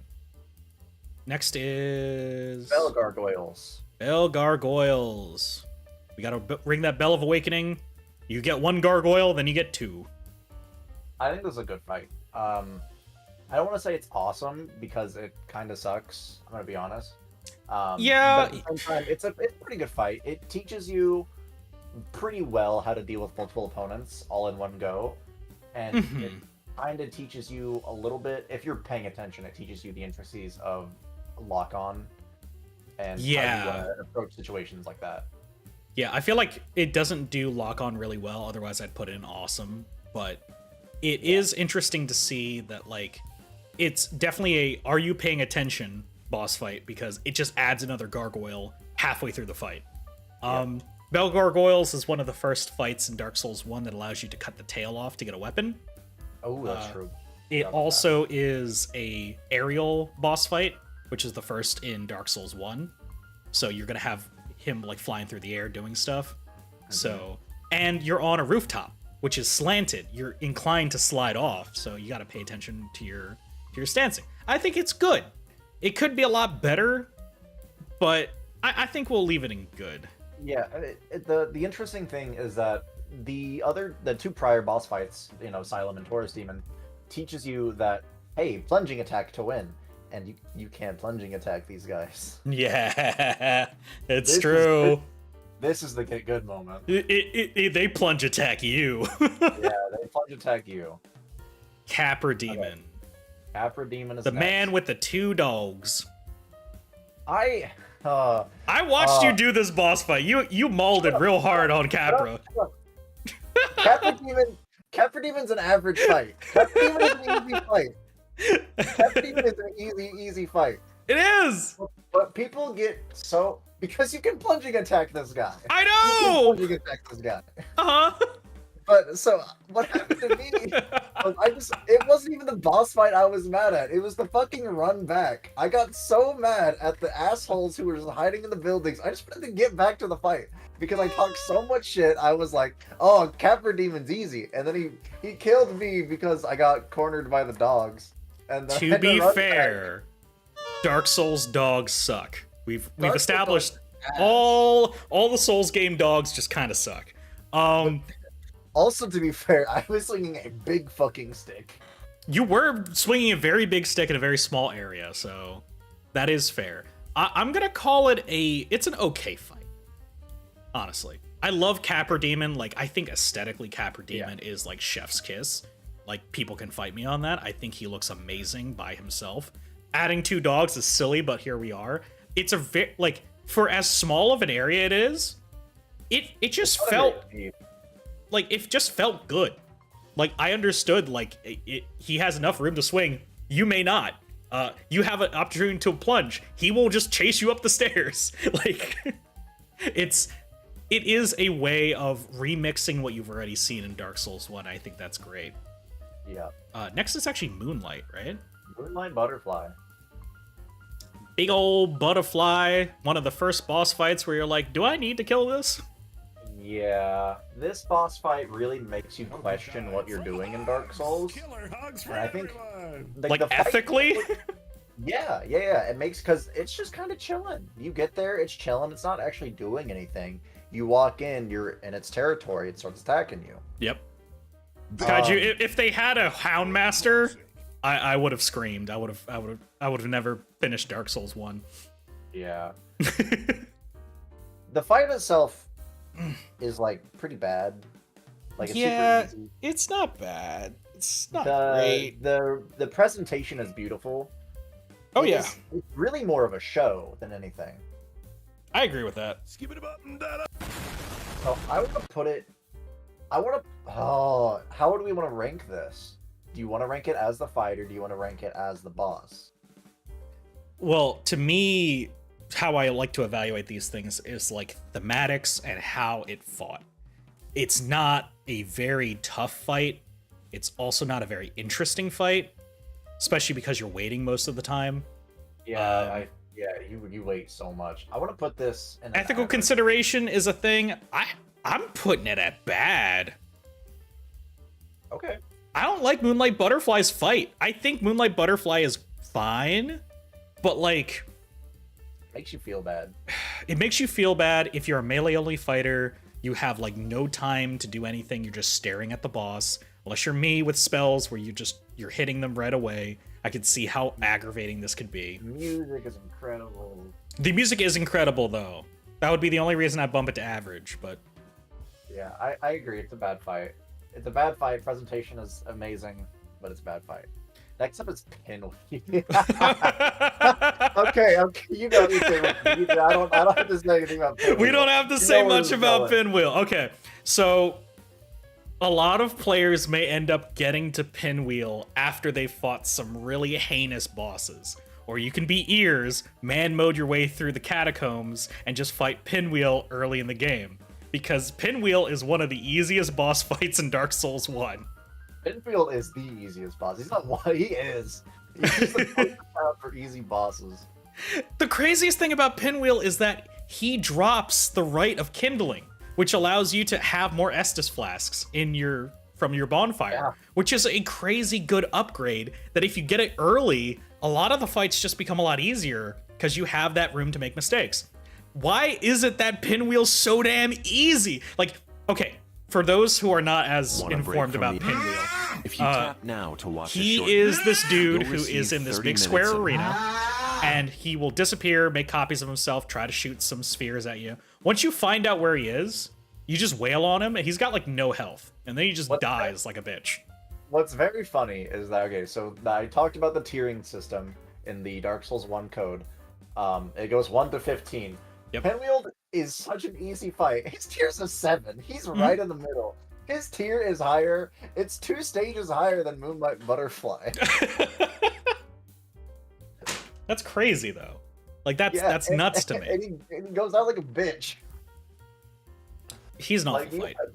You had to imagine they just gave him like the health pool of a skeleton, and they're like, okay, we're gonna give him the tier 7, so he takes like at least 5 hits. Come on. You get the health pool of a skeleton. That's not far off. That's really not. Good lord. Whack good his lord, PP. Yeah, just. Pff. though. Although Pinwheel, you know, credit to Pinwheel. One of his masks is the reason we have Giant Dad. True. But that has nothing to do with what they originally intended him for. What do we got next? Next up, Gaping. is Gaping Dragon. Gaping Dragon, aesthetically very, very cool. Huge boss arena. Giant dragon, split him down the middle, make all of the ribs and stuff into teeth. This is probably the fight you're going to discover you can chop off tails for weapons. Yeah, because you probably want to be on the other side of him, so you're probably smacking his behind. This is I the fight never- that I found out. I never ended up getting his tail weapon, ever. Really? Yeah. Because I usually fight him around his midsection, not his tail. Okay. So, like, right near the pivot. I don't know. I guess that's just my natural inclination. One of your favorites, Kaiju. Okay. I think this is a good fight. What was it? Yeah, I'll put it at good as well. Aesthetically very cool. Look-wise very cool. Technically not too bad either. It jumps, it moves, it's mobile for how big it is. Like, it's not a bad boss fight. Also, one of the few fights you can summon Solaire, yeah. Including bell gargoyles. Yeah. This was the first time I summoned an NPC, was Gaping I Dragon. really like just the design of it overall too, because you find it at like the bottom of a sewer. Yep. And like its mouth is on its it's just a literal bottom feeder. Yeah, quite literally. And it's a dragon. This is what dragons have been reduced to. Thanks, Gwen. Thanks, Gwyn. Next up, Quaylag. Quaylag. All the way through Blight Town. From top to bottom, it's like, ooh, a sexy lady. Ah! Yeah, you see her and you're like, wood. And you see the rest of her, you have to think a little bit more. They literally pan down from like roughly her like chest section down to like spider. So she's a giant topless woman with a spider lower half of the body, full of lava, screaming like fireballs everywhere. Terrifying. I think this is another awesome fight. I agree. I love it. I think this fight is great. Quaylag's arena is pretty barren, but it is inside of like a giant, almost like spider-like cocoon. So you're ready, kind of gearing up for like, what could this possibly be? The pyromancies and her like sword swinging and stuff is something to keep in mind. But then she's got big AoEs, the lava spewing for the chaos, like pyromancy is like really impressive stuff. She moves fast, she hits hard. I'm not the ideal woman, bruh. One tier up. One tier up. You say she's awesome. I think she's awesome. I think it's an awesome fight. Okay. Not only the fight, but what comes directly after it. Oh, do you mean like her sister? Yeah, you meet Kaylana, and you're like, oh no! Oh, that's true, because Kaylana is like kind of being nursed by Quaylag so that she just stays around, and you're just like, oh, I just destroyed someone's caregiver. Whoops. and now you're like, well, I guess I'm your babysitter. But now. hey, Bell of Awakening! Bing, bing, de, bing, de, bing, de, bong, de, bing, de, bing, de, bong. And you have instant access to like Lost Izalith area too, so it's like a whole like Quelaag's boss fight is not only the gateway to like great sadness, great joy, and great opportunity, but like Quelaag herself is, you know, pivotal to like the lore. She is one of like a daughter of chaos. She has like lots of cool pyromancies. We haven't really seen pyromancy in this game, just like fire breath, and that's it. So it's I'll leave it an awesome. I'll take your word on that. I think awesome is a good place for it. Yeah. Why is she named just Quail really Egg enjoyed though, bruh? I don't know. It's a Dark Souls boss. It can be named anything. Could be named Cheese Next Pizza up. for all I know. Iron Golem. Iron Golem. This fight's Tarkus. This fight's bad, man. Like, Did you ever have Tarkus solo him? no.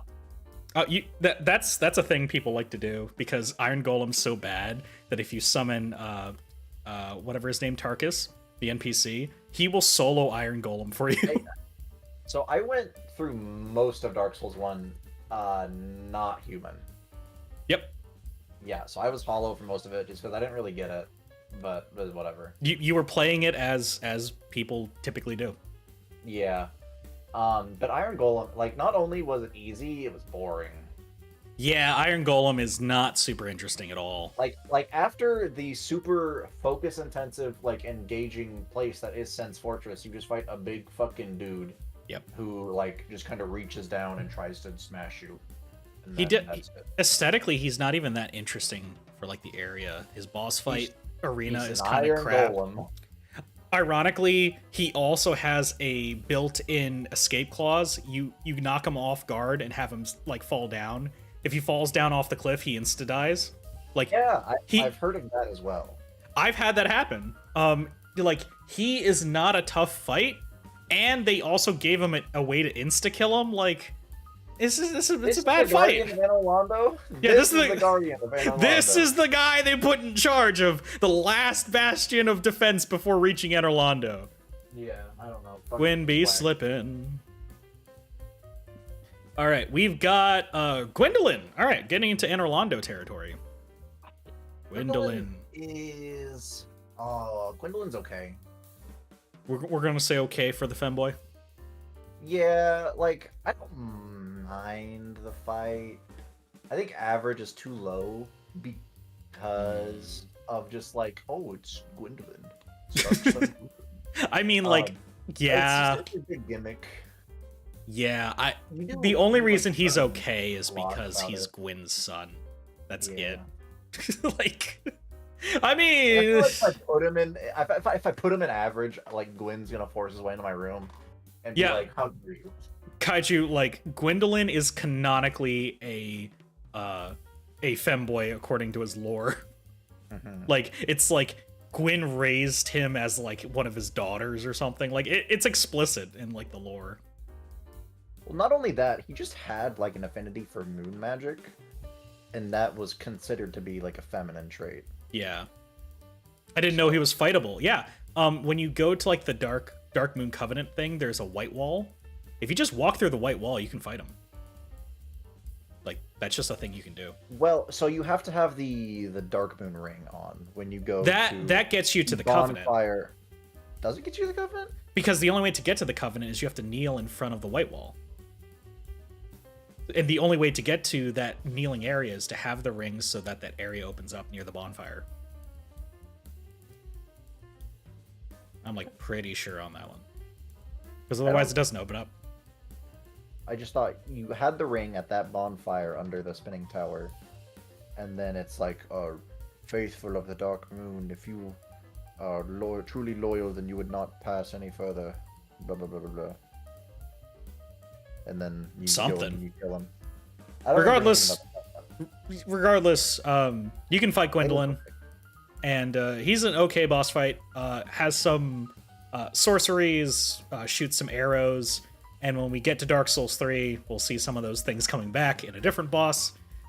But what we're going to next, yeah, go ahead. It's cool because he's guarding the tomb of Gwyn, and then you beat him, and Gwyn's not there. Gwyn's not in his tomb. That's true. It's kind of a weird thing. It's just like, so what are you guarding, man? What it really feels like is like Gwendolyn's kind of guarding the like appearance of Anor Londo, because while people don't do this, if you hit Guinevere, she just kind of disappears, and then the whole area goes from sunny and bright to darkness and a moon. Yep. And then you hear Gwendolyn's voice being like, "What the hell are you doing?" And I'm like, and then yeah. the fire keeper at that one place attacks you. Yep, that's true. Like, But speaking of Anor Londo, we've got ONS. Legendary. It's easy legendary. What can we say about ONS that we haven't already? Ornstein Smo is the true get good boss fight of Dark Souls 1. It's two bosses that have two very different styles of fighting that do not do damage to each other. And it is a two-tier boss fight, 2 phases. You destroy one, the other becomes empowered because the other one died, and you have to fight a advanced version of one of the two. Depending on who you... just suits them perfectly. Yeah, it's big, it's open, and then there are some sections to hide behind some pillars, and if you're lucky, it'll block a shot. The Slam Jam duo, it's true. Depending on which soul you want, you have to defeat that person last. So if you want Ornstein Stole, you have to defeat Smo first. If you want Smo Stole, you have to defeat Ornstein first. Is kind of the gateway just before you get the ability to teleport. So it's a really big deal to fight them. Aesthetically very cool golden armor duo. Very different lore-wise. Even the cutscenes, when Ornstein dies, Smo just smashes the shit out of him and gets more powerful. When Smo dies, Ornstein walks up to him almost in reverence, touches his body, then gets more powerful. Which I swear Nameless King does the same exact move, and that's kind of insane. They are legendary, no questions asked. What do we got next? After ONS, it's Sif. Sif! Big old puppy with big sword. This is an awesome fight. Agreed. I like this fight a lot. He's a big old doggo with a big old sword. Very fast, very technical. Good boss arena aesthetically. Like, it's the grave of Artorias. Has a lot to do with who Sif is. And then you get him to like sub 25 health. Starts limping. Then he starts limping. He can't attack you. It's just you have to finish him at that point. If you do the DLC first, yeah, you do the DLC first. He recognizes you before he starts fighting you, and that's a really heart-wrenching moment. It changes the context of the fight too. It does. You go from someone who's defiling Artorias' grave for his ring to someone who Sif recognizes, and he's like, "Oh no, not you too." Yeah, it's like, "Oh, we have to fight you too." Yes. It goes from "I can't let you defile my master's grave" to "I can't let you follow my master's footsteps." Yeah. Real sad boy hours, man. Yeah. Real Bible thump hours. It's After Sif, it is Four Kings. Nice. This fight's okay. You take too long, becomes 5 Kings. Yeah. Four I think this Kings. fight's fine. Aesthetically, kind of interesting. You're in the middle of darkness, fighting them the whole time, and they just kind of fly about. It's I agree that's okay fight. Interesting. I don't think it's like a good arena though. It's average. Yeah. Because like you want to try and beat them as fast as you can. There's a lot of AoEs and big sweeping moves. There's literally no arena. Like, if you want to have the most minimalist arena, you go 4 Kings. There's literally no arena. The lead up to it is really interesting because you need Artorias' ring to survive the fall into the literal abyss, which is a very like cool moment. One of the few times where you have to fall into a boss fight.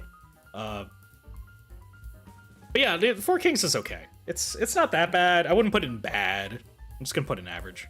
Yeah. Next up, Nito. Speaking of a boss fight you drop into and you get hurt. This fight's fucking bad, man. You don't like Nito? Awful. I fucking hate Nito. I watched you fight Nito. Like, I fucking hate Nito. Not only do you have to run through the entire Tomb of Giants to get to him, You then have to. Oh, you have to take damage on the way there. Yep. You lose half your fucking health, and if you don't have a divine weapon, the characters won't back. Nito's a bad fight. Nito is a bad fight. We love Nito. We stand Gravelord Nito. His fight is shit. He summons a few skeletons and some larger skeletons to fight with him, and he has a very hard to predict like downward spike move. I hate that move. That move is such bullshit. It's really tough to predict the right timing to roll out of it, and he does have a giant AoE that will kill the other skeletons, but it could also kill you. So it's really tough to balance out his boss fight. I beat this guy with pyromancies, and that was not an easy time. Nito's a bad fight, but a good farm. Like, Nito himself, like, aesthetically very cool. That's the only reason he's not an awful. Like, I love Nito. He is very cool. But God, Nito is such a bad fight. It'd be so Sorry. much better if it'd be fine if he didn't have like 6 fucking skeletons in the arena with him. He doesn't need that. If they did something like they did in Dark Souls 2 with like the you kill Nito and then a cajillion skeletons show up, I would have enjoyed that more. Yeah, like his body like just becomes like 15 fucking skeletons. That'd be cool. Speaking of skeletons, Ceaseless Discharge, I believe, is next. You go up to a corpse of his poor sister. He gets angry, and now the man with the enormous arm and endless fire starts bapping you. What do? I didn't really get this fight. Like I heard there was like a way to one-shot him. Yep. And then I looked it up, and it was like super unintuitive, and I was like, okay, whatever. Oh, it's super unintuitive. I agree. And I fought him, and it was just like I felt like I was just fighting one of the giants in Dark Souls 3. He's an awful fight. Yeah. It's an awful fight. The fact he even has that like secret way to beat him is silly. Very like unorthodoxly tough to dodge sometimes, but not for a good reason. Like his AoE like dodge radius is dumb. And he's just not an interesting fight. Yeah, like super unmemorable. Like you talk to someone, you're like, oh, how did you find Ceaseless Discharge? And you're like, what? I like his name, that's it. Yeah, right. It's a crazy name. An interesting name, but otherwise. Demon Fire Sage. This is also another awful fight. Not because like the fight sucks, but because it's just unmemorable. It's just another demon, but it's Asylum Demon, but with fire. Yeah. It's like, wow, we've been through all of this, and you give us Asylum Demon? No, nothing else to be said here. We're done. What's next? Centipede Demon, the demon with infinite necks, according to Hondo. Yeah. What's your take on this fight? Centipede Demon, I don't like its arena at all. Because if you were me and you just didn't have enough like fire protection, you don't have a lot of health, you can try to get to the better part of the arena, which is tucked in the corner, but you have to literally do a Dark Souls jump like twice, and your foot could graze the lava and you'll just die halfway through the jump. That itself is dumb. Centipede Demon also is one of those fights where you can lop off a limb and make the fight a little bit easier, but that's like super unintuitive to do too. It's not like, it's a very aerial fight. He does a lot of jumps, a lot of big swings. He's not a good fight, and his arena is just like instantly heinous. I get it's supposed to be like, oh, now you can walk on lava. It's like, well, couldn't you just do that in the next room over? Yeah. I had a very easy time with this fight, and that's because I think I lucked into like the little corner where you can fight him easier. Yeah. And like I had a big stick. It wasn't very hard to kill him. It's a bad fight. It's a bad fight. I wouldn't put it in an awful. No, it's not awful. It's just it's an engaging fight at least. Yeah. Like, it's new. It's different. The lopping off limb mechanic's actually kind of interesting. The boss arena is at least like challenging, but it's just not well designed. I want more from Centipede Demon. I wasn't getting it. Yep. Next up, Oh, Bed of Chaos. Bed of Chaos! This shit's awful. Time to jump! This shit's awful. Awful. Bed of Dog Chaos shit. is awful! Everyone knows Bed of Chaos is awful. For Bed of Chaos? Can we make a new tier, please? Okay, sure, yeah. How do I add another? Fucking, I don't know. Add a row below. There you go. That's the one.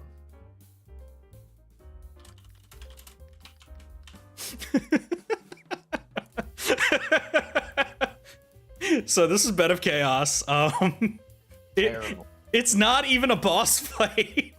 I didn't beat Bed of Chaos. It killed itself. It did. It killed itself. Like, that's the few times.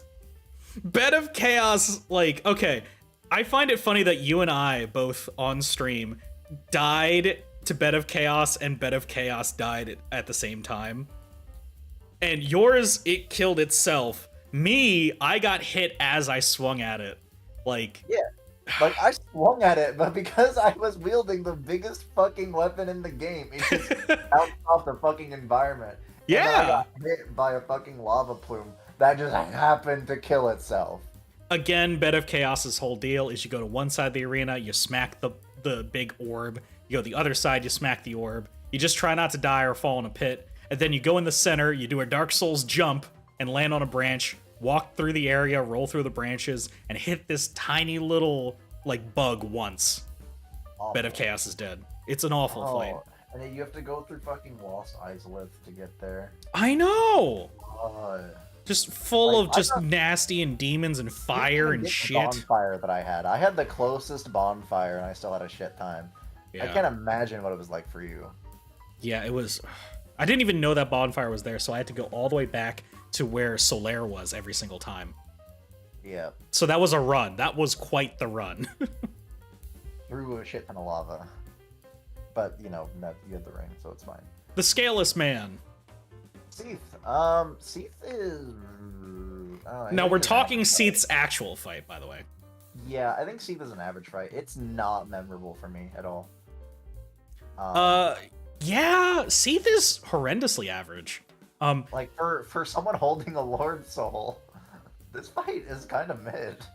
Yeah, it's not like Gravelord Nito infuriating. It's just like, oh, I'm invincible! Smack, I'm no longer invincible! And then you have a mid-fight. Yeah. I heard a lot of people complaining about the Duke's Archives.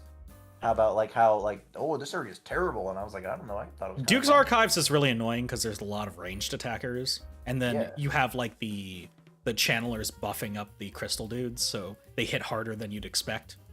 Yeah. I think thought Duke's it was Archives is fine. I don't hate it. I like the verticality. Yeah, don't like have a lot the of issue with stairwells that. are okay.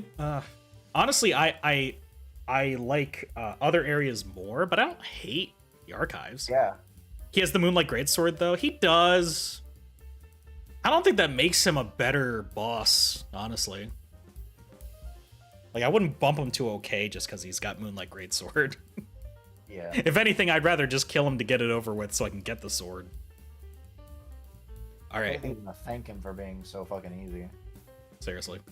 Stray Demon, I believe, is next, right? Stray Demon. Yep. Stray Demon. This fight is just Asylum Demon again, but it's a little bit harder. Welcome to Demon Fire Sage. No longer on fire. Yeah. It has the kind of explosive swings of Demon Fire Sage, but just not on fire. Like, This is another one of those fights where you hop into it and you take immediate damage. yeah, that too. I love how we put Asylum Demon at awesome and all of its copies at awful. Yeah, because Asylum Demon is really cool, and it's like the first boss. But we're not doing it there because it's the first boss, but we're doing it there because of what it represents. And then Yeah. everything else is just kind of like, oh, it's this guy. You remember this Because guy? these two do not really matter in the grand scheme of the No. narrative or in learning new mechanics. Demon Fire Sage is just randomly in Lost Izalith. And then It's Stray in a Demon- hallway. Yeah, it's in a hallway. And then Stray Demon is like, oh, did you figure out how to get back to the East Undead Asylum? Did you want to fight Asylum Demon again? Nope, too bad. Yeah, you remember that guy you passed whenever you were going through like the first 2 seconds of the game? You don't. Oh, buddy. Let me remind you. Oh my god. Anyway. All right. So crossbreed Priscilla, touch can't speak on fluffy this fight. tail. I can't speak on this fight. I didn't fight her. Priscilla's a good fight. I felt bad. Priscilla, yeah. So this is the coolest thing about Priscilla is she's one of the few Dark Souls bosses in existence who will literally ask you, "Hey, if you don't want to fight, I'm Gucci. Just go behind me. Exit's right this way."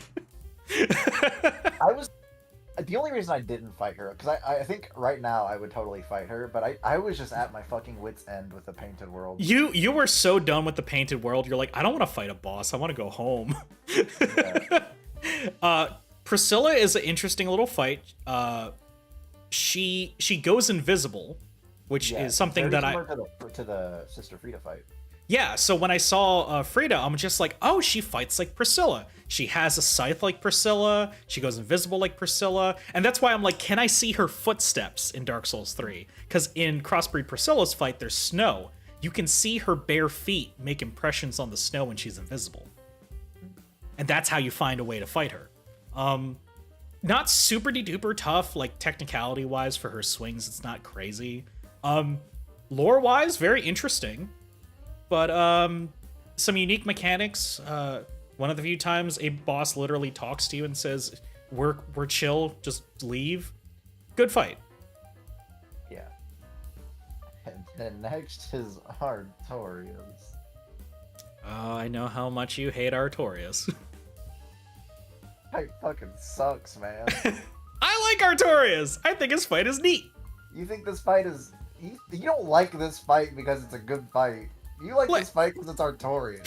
Shut up! Listen, okay? Artorias by himself is a cool character. However, I understand he's not a good fight. This fight is it's a game of Yahtzee. I just feel like you just didn't get his rhythm by the time you beat him. There's no rhythm to get. There is 100% a rhythm to get. There is one attack where he does a hopping attack, and then maybe he'll do the second hopping attack. Yeah. And then maybe he'll do the third hopping attack. Yeah. There's no rhythm to that. There is. You just didn't get it. What's the rhythm to it? So when he is going to do like the overhead attack, what you need to do is you need to roll to his left all the time. You always roll into his left. And as you do, he will always miss you. Every time you roll into his left arm, any attack he does misses unless it's a sweep.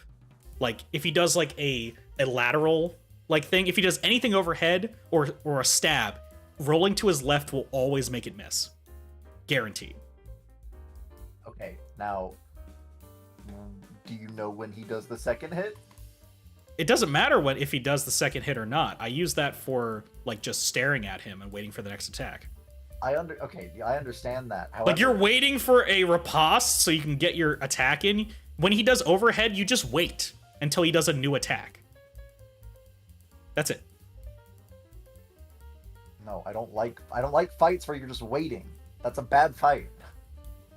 There's plenty of fights where you just wait. I literally just waited in Midir as well. Yeah, and Midir fucking sucks. Midir does suck though. Like Midir's not an enjoyable fight. I never said that fight's gonna be fun. I'm putting him in average. Yeah, okay. I'm putting him in average. He is a fight steeped in a lot of lore. He has some really cool visuals. Fight keeps deep himself in my fucking nuts. Dude. Shut up. All right, we're moving past Artorias. What do we got next? What's the next DLC? Wait, no, it's supposed to be Sanctuary Guardian first. Whatever. It's supposed to be Sanctuary Guardian. Sanctuary Guardian, fucking, I forgot about it. I remembered that I thought Artorias was first. Sanctuary Guardian is a bad fight. This fight sucks. It sucks. I didn't remember anything about it. Yeah, it's just this weird chimera thing that flies around, shoots lightning, and it's balls. I hate it. It's a dumb fight. I don't like it. It's not memorable. So unmemorable, we forgot that it was supposed to be before Artorias. What's next? Yeah. It's Black Dragon Calamite. Oh my lord, Calamite. Ugh. So I know you had a hard time with this fight. Calamite is ass! I had a pretty good time with Calamite. Calamite is ass! I'm not a fan of the fact that he does his like dive attack or whatever, where he's like in the air, kind of. He's like 3 feet above the ground. Yeah, he just kind of he just translates across the air. Like he doesn't even like fly. He just kind of zip. He just looks like a bus that's like a couple feet off the ground. Driving He's got in the air. Skyrim dragon physics on him, and we don't know why. It's a bad fight. I think it's an average fight. If you get to put Artorias in average, I get to put Calamite in average. All right. Tell me why he's average. I don't know. It's just engaging. Like, Oh my god. like it's you had a bad time because you tried to kill a dragon with fire. Listen. You want to know the most frustrating thing about Calamite though? And I learned this while fighting Calamite because I don't know, was it Warbler? Somebody in my chat way back when. I asked them to look for something for me because I was busy fighting him and I couldn't figure it out. The difference between when he does the curse move or when he does a fire move. The difference is where he puts his hands. Like, it's such a subtle little detail. That's the only reason I'll put him at average, is because the little details to his animation to cue you in on certain moves is actually kind of nice. I did fight him with Pyromancy, and we're moving on. Manus. Manus is an average-ass fight. Okay, fight. I had a lot of qualms with this fight going in. You thought it was okay? As I learned more about this, like, I almost want to put it in good fight. Ooh, I wouldn't do that. Yeah, I would put it in good fight if Sif was an actual contender in this fight. But Sif is so fucking useless. Like, okay, I mean, to shield myself real quick, if you go to my Twitch channel and you watch my entire fight with Manus, you will just hear me bitch about how Sif is doing nothing. So you summoned Sif for this fight? I summoned Sif for this fight. Okay. Oh, listen, okay. When I was first going into this fight, I was like, I need all the help I can get. That's fair. And It's the final boss of this. As I learned more about the fight, I feel like I needed Sif less and less. But I think this fight was okay. Also, like, come on, Father of the Abyss. That's fucking sick. Yeah. Like, Manus looks amazing. His whole lore is kind of amazing. His soul makes a really powerful catalyst for sorceries, so if you wanted to use it later in the game, you could do that. Yeah, later in the game. Well, some people may want to do the DLC before fighting Gwyn. I don't know. To be fair, I did that before fighting. I did not summon help for this one. I just 1v1'd him with Pyromancy. I did do a double elimination on him though. I have like a really crappy YouTube short on it that I gripped from my VOD, where I threw a fireball and he hit me and we both died. I'll admit he is okay. He's okay.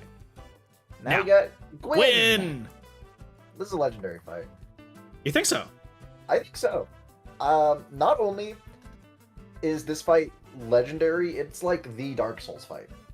It's the Dark Souls fight. I will give you that. It is the Dark Souls fight because he is everything that a standard NPC of Dark Souls would be, and everything that a boss of Dark Souls would be, all rolled into one. Yeah. This fight, not only is it challenging, it's easy. Like, if you are That's the weird part. If you are a skilled Dark Souls player, this fight's fucking trivial. Yeah. That's like the weirdest thing about it, is like, if you're just really good, you beat Gwyn like first time. But if you're like a little bit shaky on, say, oh, I don't do parrying, I'm not good at rolling, you know. You gotta go into this fight with nuts bigger than fucking Randy's in that South Park episode. Yeah. Like, it's... And then it's a good ass fight, and then you got ping, ping, ping. Oh yeah, the song, yep. And the fact that, like, you may not just be ready for it, where you're just like, oh, I have to, like, relink the first flame, cool. And you just go in, you're like, why are there all these knights here? What is this whole blasted area? And then you meet Gwyn, Lord of Cinder, you know, the guy from the opening, the only other person who you haven't met, who is literally the king of this land. He's just sitting there with a flaming sword like, bro, you thought. You thought. And like, Legendary fight. legendary fight. Like, I am a seasoned Dark Souls veteran, and it took me like tens of tries to beat this guy. He is a tough fight. He was tough for me too when I was doing it on my run for the Road to Elden Ring when I was using pyromancy, because he will actually like laterally dodge, which is a bane to all pyromancy lobbing. Yeah. So I'm like, all right. I literally had to like walk around so that if he tried to dodge, he would hit a pillar. And so it literally stopped him in one spot. And I'm like, you can't dodge from this, motherfucker. Woo! Yeah. Everybody knows Gwyn. Everyone loves Gwyn. We put Gwyn at Legendary. It is a Now, legendary fight. Dark Souls 3. And I didn't get to double check with your listing to rearrange this. So we're just going to kind of go in the order you have. Sure. Udex Gunir. Gundir. Gundir. Gundir. This is a good fight. I don't want to say it's an awesome fight, but this is a good fight. It's a good fight. It's This your game- first boss in Dark Souls 3, so It's a it needs to go... Yeah, it's a gatekeeper. It needs to go strong, right? Yeah. And I think just fighting him, you're like, all right, I know what I'm doing. No, I don't know what I'm doing. I don't know what I'm doing. Yeah. There... a lot of people might not know this. I tried out Dark Souls 3. When I got to Gundyr, I put the game down for like 5 months. I was not a Dark Souls gamer. And I came back to it, and I was like, okay, I'm gonna fight Gundyr. And I became a Dark Souls gamer, and here I am. Wow. That's crazy. Gundyr is a very cool boss. Number one, you pull the coil sword out of him, which I immediately gushed about. I'm just like, oh, it's the coil sword for the bonfire. And then it's like, bruh, I also exist. Oh, shit. And he is a quintessential Dark Souls 3 boss that he has 2 faces. And that's very common across the entire game, is that either they ember up or they change tactics halfway through the fight. And I think he embodies that really, really well. Mm-hmm. Not awesome. Like, it's not that impressive. Like, I didn't learn a lot. Something that we're going to see a lot of for a lot of these Dark Souls 3 fights is that they're going to be okay and above. You are rarely going to see a bad Dark Souls 3 fight. Yeah, I feel like that's true. They figured it out. They figured it out in this game. They got it down. Ironically, if you look at the distribution of Dark Souls 1, it's like we got 2 in Legendary, and then it kind of sprinkles into okay and average, and then the things that are really bad are just like it's here and there. And then we have Beta Chaos. Like, that's about it. But then you look at like Dark Souls 2. There's a handful of awful, some stuff that's like mid, a lot of bad.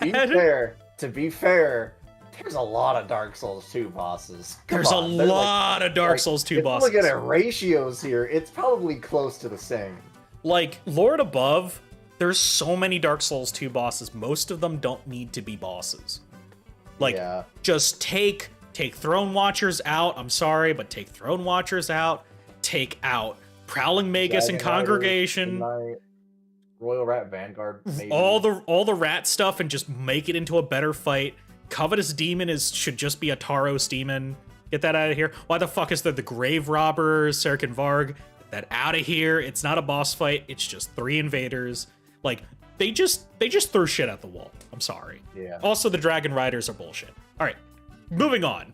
Your powers are bullshit. Your powers are bullshit. All right, what do we got? Vort. Next is Vort. Oh. The iconic music. The Vort memes. Is an okay fight. I might be saying this with rose-colored grass, but Vort is an okay fight. I agree. He's an okay fight. It's your introduction to Frostbite, which I believe is new. Yes. For the Dark Souls series at this point. Frostbite did not exist prior to Dark Souls 3. Yep. And you're like, okay, this is Vort of the Boreal I still don't know what Valley. it does. Yeah, I don't either. From what I can tell, Frostbite does an immediate damage and then slows movement and endurance regeneration. Okay. So what it does is that it deals 11% of a player's max HP. Ouch. So it's dealing 11% true damage, plus an additional 85 flat damage, And when a target is afflicted with frostbite, they have minus 15 stamina regen and take plus 7% increased damage. Oh, they're a little bit more brittle. Okay. Yeah. That makes sense. But yeah, I mean, like, it's hard to say like what makes Vort an okay fight as opposed to average. It's just not a bad fight. It's pretty tight. I think one thing that makes Vort interesting is he changes speeds. Yeah, that too. Like, that sounds like a simple thing to comment on, but the fact that Vort literally has 2 modes, 25 miles per hour and Autobahn, really means something in a boss fight. So, like, when you get him to that part where you get the fun music, he has, like, this, like, really fast back and forth one that you need to know how to properly dodge in Dark Souls 3 to make it work. And I think that's what let me understand how tight the dodging became between 2 and 3. Yeah. Then again, adaptability in 2, and we're not going to talk about that further. I just love ADP. I love ADP. All right. Curse, Rotted Greatwood. It's fine. Okay. I know I said we're not going to see a lot of bad fights in Dark Souls 3. This fight is fucking awful. This fight sucks. Thank you. I thought you were going to give it the benefit of the doubt, so I put it in bad. No, this fight is awful. Sucks. It sucks. It's so bad. Technically, it's optional, but how is it optional? Because you don't have to do it to progress the game. Oh, you're right. But if you want to transpose boss souls, you gotta do it, because then you get the transposing kiln. Oh, that's the only way you get it. Okay. It's the only way you get it. Sounds mandatory to me. Not mandatory, not necessary. I mean, for a really cool Dark Souls 3 experience, I found it mandatory. if you want the classic Dark Souls experience, it's pretty mandatory, but no. Yeah. This fight fucking sucks. He's only got a couple of weak points. They're like usually just barely above your fucking sword level, so you gotta throw a firebomb at something like a pus-filled fucking egg sacs or something. Yeah. And then you go into his second phase, and he finally has a consistent hitbox, so you can hit. But the thing is that it has a bigger hurt box than a hitbox. Yeah. So it'll hurt you more often than you're hurting it, and it just sucks, dude. Like, this thing is so big, and it it's so big with no way to hit him. You've got to have either a fire infused weapon, which I don't even think you can get at that point, or you got to have a charcoal pine resin to be able to do fire damage infused with your weapons, or a firebomb, and you don't have a lot of firebombs at that point. I was manually aiming sorcery spells at him, and that was a mess. Yeah, it's not good. Fight's bad. It's a bad fight. It's annoying. It takes forever. I don't even know its lore. I forget. I don't know. No one cares. Crystal Sage. You get the Hollow Slayer Greatsword from it, so that's cool. That is cool. Crystal Sage. Crystal Sage. This fight, like, it's not a very good fight. It's an average fight. There's nothing bad about it. Now, were you the one who told me about the color change on Sage? I didn't realize that until you told me, and that was long after I beat Crystal Sage. That the copies of Crystal Sage, close to the end of the game, yeah, like the color of the spell determines where the Crystal Sage is in the copies, and I'm like, bro. So the classic Crystal Sage does purple magic. It does purple crystal magic, while its copies do blue crystal magic, which is the normal color of crystal. Yeah. Which is kind of how you determine, okay, well, this one is a little more practiced in its craft, so it does purple crystals. Yeah. Which is crazy. Like, the fact that you have to fight a boss that uses crystal sorceries really kind of sets it apart. Like, in terms of, in lore-wise, of, like, how powerful this sage is. And then it eventually just kind of becomes an NPC you can fight later when you get to those the library. So I'll say average. I had some trouble with it because I just didn't quite get it, and I was still getting my feet wet in Dark Souls 3. That was, I think, officially where I entered the Dark Souls 3 lore. Correct. All right, what we got next? After Crystal Sage is Deacons. Where's Deacons? This fight is okay. I like this fight a lot. It's in Legendary! You don't understand! Please tell me you're joking. I am joking. Yeah, it's Okay. like okay. This fight's okay. Yeah. It's pretty cool. Like, it's definitely better than its counterpart in, what was it? It was in the Dark Souls 2. Oh yeah, the one prowling that was magus and really congregation. Like, if you Yeah. want to do that right, you do Deacons of the Deep. Yeah. I think it has like a really bullshit like curse kill. It But does. otherwise it's fine. I think I you got can killed interrupt by it that hitting. too. I got killed by it a couple times. I'm still not certain how you interrupt it, but I think you just hit like the guys who are. Here's, I'm gonna make a suggestion. I'm gonna move it to good. Move it to good. Because I Why think are there's you- enough variety in the attacks across the board for Deacons that I think it's just memorable that way. Like, you have Very memorable.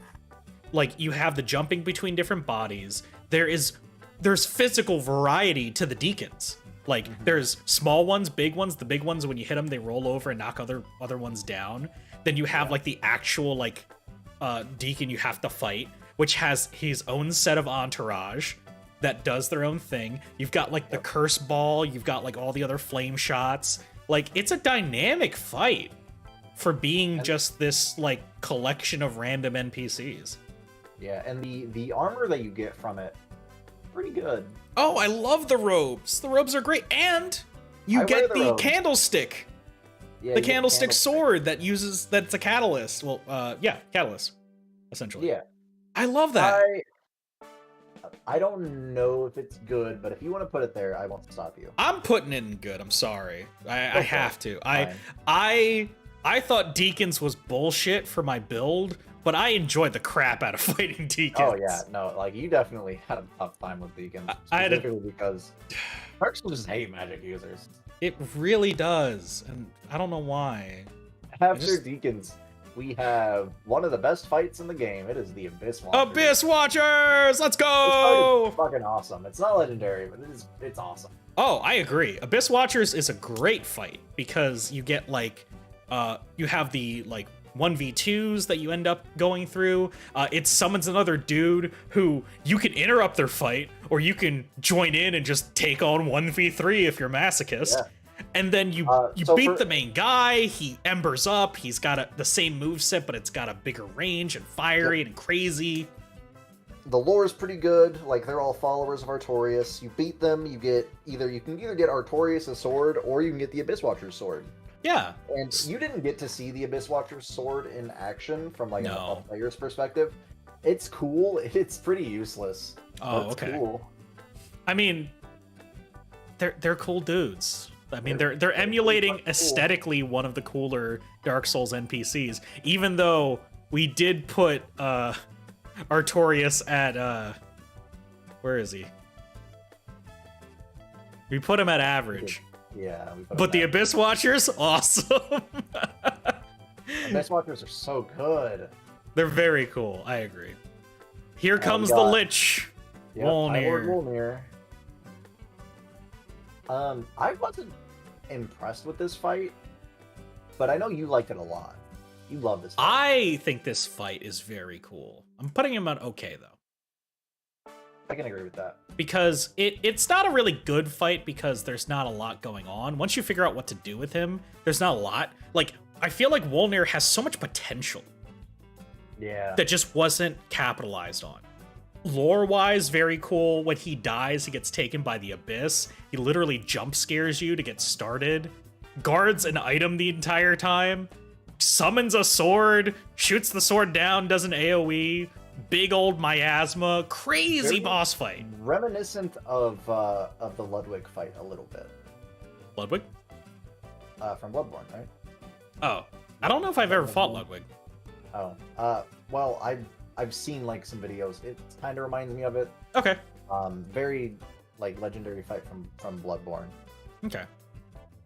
When he dies, he pulls a Theo. Yeah, he does. He does. Yeah. That is a reference that only ePlayer and I would get. But yes, he does pull a Theo. He gets pulled into the abyss, and then he dies, and then you get his soul. And then you can get his awesome hat, which is a very dumb hat, but it's an awesome hat. Just a crown. You A just little gotta, like, crown. a big crown. After High Lord Bolnir, we've got Old Demon King. You find Old- on the bridge, Old right Demon above the Old Wolf of Farron. Did I fight Old Demon King? Yeah, it's how you got the rock spewer. Oh, that guy. Yeah. Yeah, you can either get the rock spewer or you get, I think, Havel's Ring. Yes. This fight, I don't want to put it in bad, but it's kind of it's all right. I put it in average It's one of the only demons you fight in the game. in the main game. at least. Outside of the in the main game. It's cool because it's Dark Souls 3, and you're like, oh, there's not many demons left. This is the old Yeah. demon king. He wasn't technically that tough to beat. He looks cool. He got some cool stuff. I literally put him in average because I can do the rock throw. I gotta make sure I'm thinking of the right demon. Hold up. No, I'm thinking of the wrong demon. I'm thinking of a different demon. You're thinking of Old a different demon? King, yeah, Old Demon King is the guy that you fight where you like drop down from the bridge. Yeah, before he's you fight. surrounded by all like the dead demons, right? Yeah. Yeah, with all like the burning trees. Yeah. Yeah. I was thinking of the guy who's above the wolf on the bridge, big bridge boy. Oh, no. Yeah, from this guy you get like the demon fist and something fucking else. I don't even remember. Don't you get the rock speed from him? No. All right, then he goes in bad. Yeah. Easy yes. enough. Let me find. Oh, it's the stray demon. That's what it is. It's the stray demon that's on top of the fucking. Oh, that Yeah, old cool. stray demon. Yeah. Yeah, but he's not a full boss. He's a mini boss. He's a Which is mini weird, 'cause boss. He gives you a boss soul. He does. That is weird. Wait, what? Yeah. he Now that I gives you think a about boss it, he soul. doesn't have a boss health bar. He's just a mini boss. Wow. That never clicked He with me gives until you just he gives now. you the soul of the stray demon, which gives you Havel's Ring or the Boulder Heave. Okay, yeah, no. Old Demon King was just, it was an okay fight. It was alright. Kind of lame, but oh well. It's the After Pontiff Sullivan. This fight is. I want to put this fight in awesome. I don't know about you. I love this fight. This is the ONS of Dark Souls 3. You can put it in good if you really feeling it. He goes in awesome for one reason. Like, I would put him in good, but there's a reason I bump him to awesome.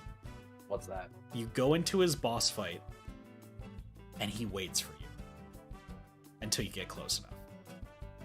Like, I literally was in his boss fight multiple times, and I would just, like, either talk to chat or do something completely different, and he'd just be waiting. There's something about, like, Very patient, man.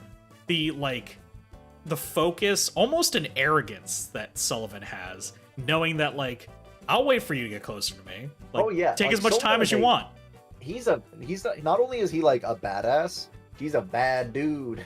Yeah. He came from the painted world, which is such a cool thing to learn in the DLC. Like, Yeah. he's a native of the painted world. He's the guy who made the Outrider Knights the way they are. He made Vort the way that he is. He made Dancer the way that she is. It's kind of None of them interesting to monsters. say that, like, a lot of the frost comes from Painted World then. Yeah. Because that's where the spells come from. That's where, Sullivan's from, and the all of his people that he has under him that use frost. It's like it never existed in the Dark Souls universe until that Painted World existed, which I think Pretty really much. makes him that much more awesome. Yeah. Next up, Yorm. Yorm. Giant. Yorm is so many things. Let me find Yorm real quick. Yorm is a lot of things. A good fight he is not. No, he's not. That doesn't mean it's a bad fight. Where the hell is Yorm? Look on your... Where the hell is Yorm? You don't have Yorm on there. That's weird. All right, but if I were to put Yorm anywhere, I would put him in good. I put him in okay. I think Yorm is interesting because you can get like the sword to slash him with. there's the synergy with Sigward with his quest line. He's just an impressive character to fight, just because he's a giant. Yeah.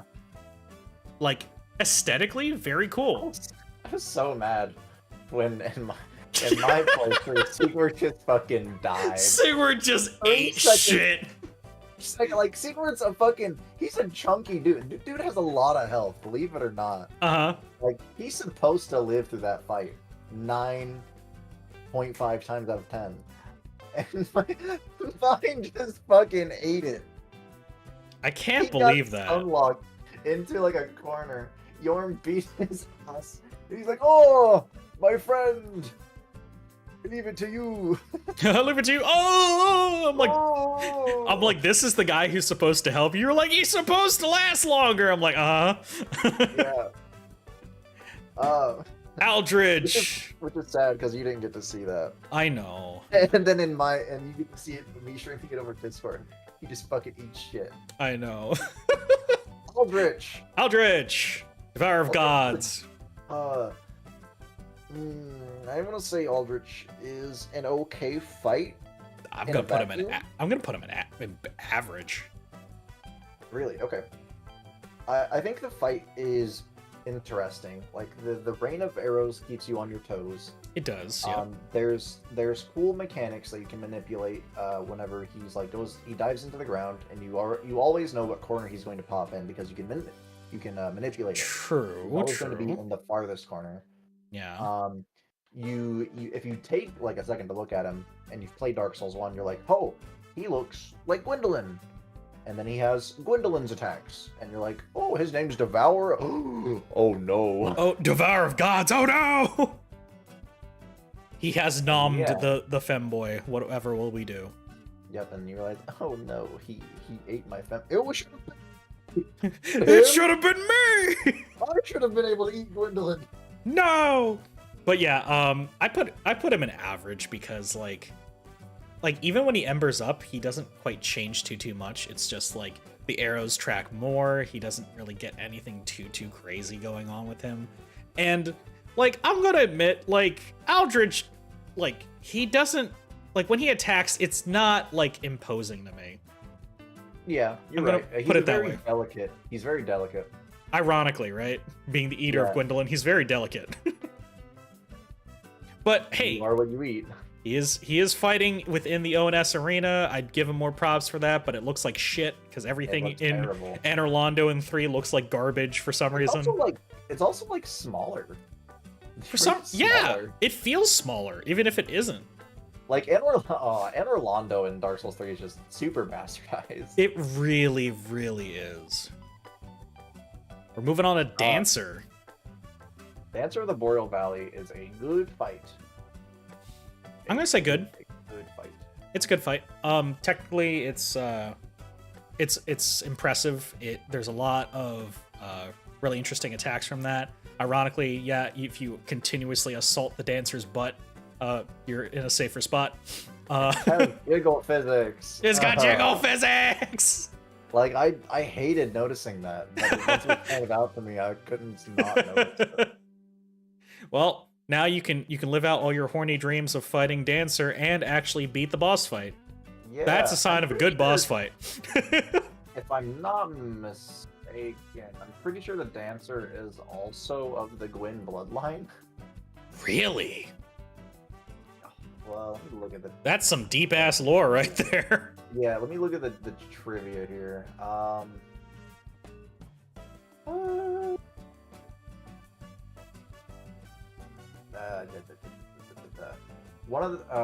One of the daughters of the royal family of Irithyll, but was ordered by Pontiff Solomon to become a dancer first, and then legionnaire, which is equal to exile. Gifted her dual blades, blah blah blah blah. Okay, so maybe not blood of Gwyn, but definitely royalty of Irithyll. That makes sense. Because of what her soul gives, I think. Oh. Can I even find it out? Regardless, Dragon Slayer armor. This one was an interesting fight for me because it really had to do with like proper spacing and timing of attacks. There's also like the really tall like angels that pop in at one point in the fight too. Yeah, the pilgrims, I think they're called. Pilgrims, yeah. Like they added another dimension to the fight. The actual armor itself has some really interesting movesets. Tough fight, really tough fight. Really hard fight. I think I want to put it in awesome, but it doesn't just have that wow factor for me. Yeah, I'm leaving him in good. What else we got? Very technical fight. Yeah, which is nice. Fun to play. Cyros. Yes, Osiris the Consumed King. Cyros the Consumed King. Our This fight's resident our resident Seath the Scaleless of Dark Souls 3. Yeah. He's just like a schizophrenic old man. It's who a bad happens to fight. be a dragon. It's not a very good fight. No. It's not fun. He does curse sometimes. It's weird. Doesn't make sense. It feels very non-cohesive. I really had to like say out loud the beats to his attacks because like internally I couldn't do it. So I literally had to say, wait, here comes the melee. All right, now we're good. Do the thing. Wait, here comes the melee. Okay, now we're good.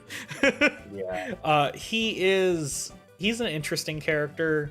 He's not a very good fight. If anything, all he's used for is to get Moonlight Greatsword. And that's not going to bump him to average at all.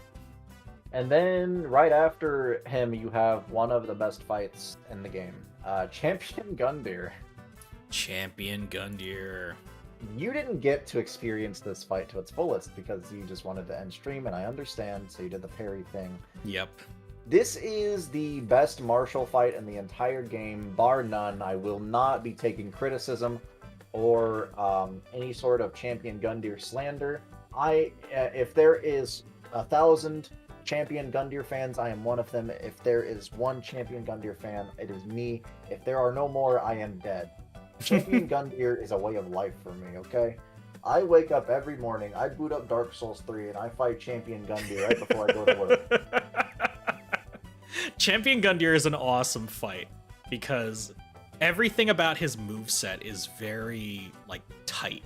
Like there's very little room to figure out how to dodge him. You need to know when it happens because you get caught off guard, you get dead instantly.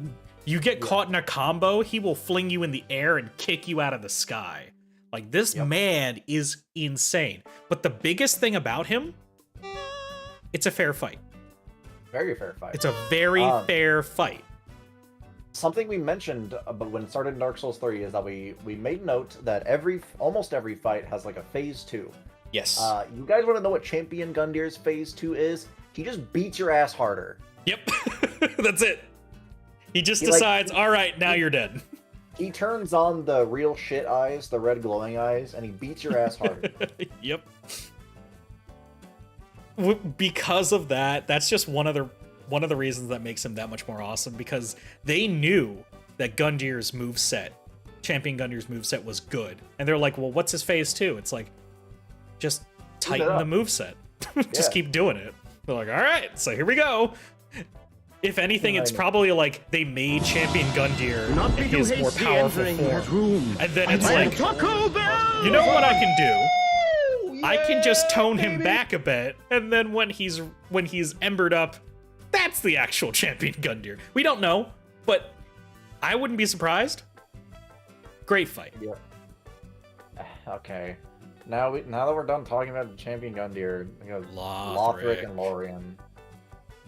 It's okay. Fight's okay. It's an okay fight. The teleportation was a silly gimmick. The second stage where Lothric is on Lorien's back is like silly. It doesn't really add much to the fight. It feels then like he kept rezzing his brother, and it's not an interesting mechanic. It feels like a Looney Tunes fight. Looney Tunes fight. Yeah, he teleports, he drops from the sky. His brother's like, "Rise, if you would, for that is our curse." And he's like, "Yes, my lord." At least like Lorien's like moveset is good. That would put him in average. If it was just Lothric, it'd be bad. Yeah. they try to make Lorien this like really legendary hero after you fight him. Like there's nothing said about Lorien until after you fight him, and you read like his sword, and he's like, oh, he's like the Artorias of this time, except he fucking sucks and he has cerebral palsy. Yeah. Like, aesthetically, that's the only reason I'm really putting him in okay. Like, it's a very cool looking fight. Because, like, I don't know how many people play piggyback to do a boss fight. Yeah. But, And like... it's the final Lord Cinder. Yeah, and he's Lothric. He has the name of the place. Like, Yeah. it's like saying, like, oh, we have found, like, Drangleic, the king of Drangleic. It's like, this is Lothric, the prince of Lothric. Like, it's a big thing. Holy Prince of Lothric, like last hope of his line, they call him. Yeah, and he's like a fucking twink. Yep. What do we got next? After Lothric, it is the Ancient Wyvern. I see. This fight it's awful. Bad. It's bad. It's really bad. It's so bad that you just plunge it and it's dead. I not like running around, running through all those bozos trying to kill this wyvern. It sucks. I hated it. We're moving on. Yeah. After that, Nameless King. This fight is... I'd say this fight's pretty fucking legendary. This fight is awesome. I don't know if I would call it legendary. Aesthetically, very cool. This is one of the fights of all time. It is. So, I don't know if you know this, but Nameless King is widely believed to be the lost son of Gwyn. That's what I've kind of picked up over when I was around fighting him. He's like the god of war that people are alluding to in a lot of items and stuff. He's a dragon rider, which is very interesting. He's got like the he ONS actually rides dragons, unlike the dragon riders of 2. Yeah. He's got the ONS mechanic of when you kill his dragon, he gets like way more powerful. The cutscene, someone's got to do a side-by-side cutscene of the Nameless King going to his dragon and like Ornstein going to Smo, because it feels like 1-to-1. Yeah. That's why I thought, I'm like, is the Nameless King Ornstein? And then I'm like, that can't be. That's impossible. Nah, that's not. Just because it's a lightning guy with a spear related to dragons doesn't mean that it's Ornstein. Ornstein's dead. Ornstein has to die. Yeah, he's like 100% dead. Yeah. I don't like. There's not a whole lot to say about this fight. Like, if you haven't played it, if you've only watched it, it's really hard to quantify. Yeah. This fight's fucking hard. It's rewarding. It makes you feel good. I did this first try, but only because I had help with Sir Booby a lot. Yeah. Yep. But still, I had a blast fighting this guy. Yep. This guy is pretty good. What do we got next? After him, Soul of Cinder. Soul of Cinder. If you were watching the stream where we beat Soul of Cinder together, I had to tell Soulless this like after the fact, but we skipped like 3 phases of Soul of Cinder. Because he goes through like every single play style in the game, where he has a dex weapon, he has a strength weapon, he does miracles, he does sorceries, he does pyromancies, and then he turns into Gwyn. So we went from like strength weapon to like sorceries, and then we beat him up so much he turned into Gwyn. Yep. So I mean, this fight's pretty good.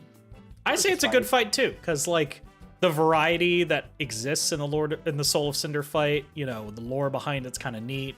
The arena's like, it's good. It's not like something to write home about. It's very different from how you link the flame in every other game too. Well, I know you don't really like link the flame in 2, right? You kind of sit on the throne of one. Yeah. But it's very, very different from how you link the flame in 1, where it's like, oh, there's just one guy, and he's like the ultimate badass. It's like, no, it's every guy who's ever been the ultimate badass. Yeah. Although, to give Dark Souls 1 credit, this would have been the first relinking of the flames since like Gwyn. So. In game, yeah. In game. So. There have been several, you know, kindled, unkindled since 1. Yeah. And so now that we're here in Dark Souls 3, it's like, let's embody everybody. And I think that's a really cool send-off to, like, you know, say you had beaten Dark Souls 1 like multiple times, different builds. It's like the Soul of Cinder is every character you've ever made, you know? Yeah, it is. It is every character ever. So I'm gonna keep it in a nice good. I don't think it'll go into awesome. Like, it's pretty good. it's good. What do we got next? I enjoy it. After that, you have Champion Grave Tender. Champion Grave Tender. Okay. So this is the one with the wolf. Yep. I liked That's this pretty fight. average. Yeah, I think it's average. I don't think it merits an okay. Yeah, mostly because I wanted to run away from all those wolves, and then I finally had to fight one because of a boss fight. It's like fighting Sith and an invader at the same time. Yeah, because there are these giant wolves in the actual Painted World area, and I just chose not to fight all of them. Yeah, because I'm just like, this wolf is just, it sucks. But yeah, it's saying like Sith is disingenuous. It's like fighting a Vort and an invader at the same time. Yeah, it's closer to Vort, honestly. Closer to Vort. All right. What's next?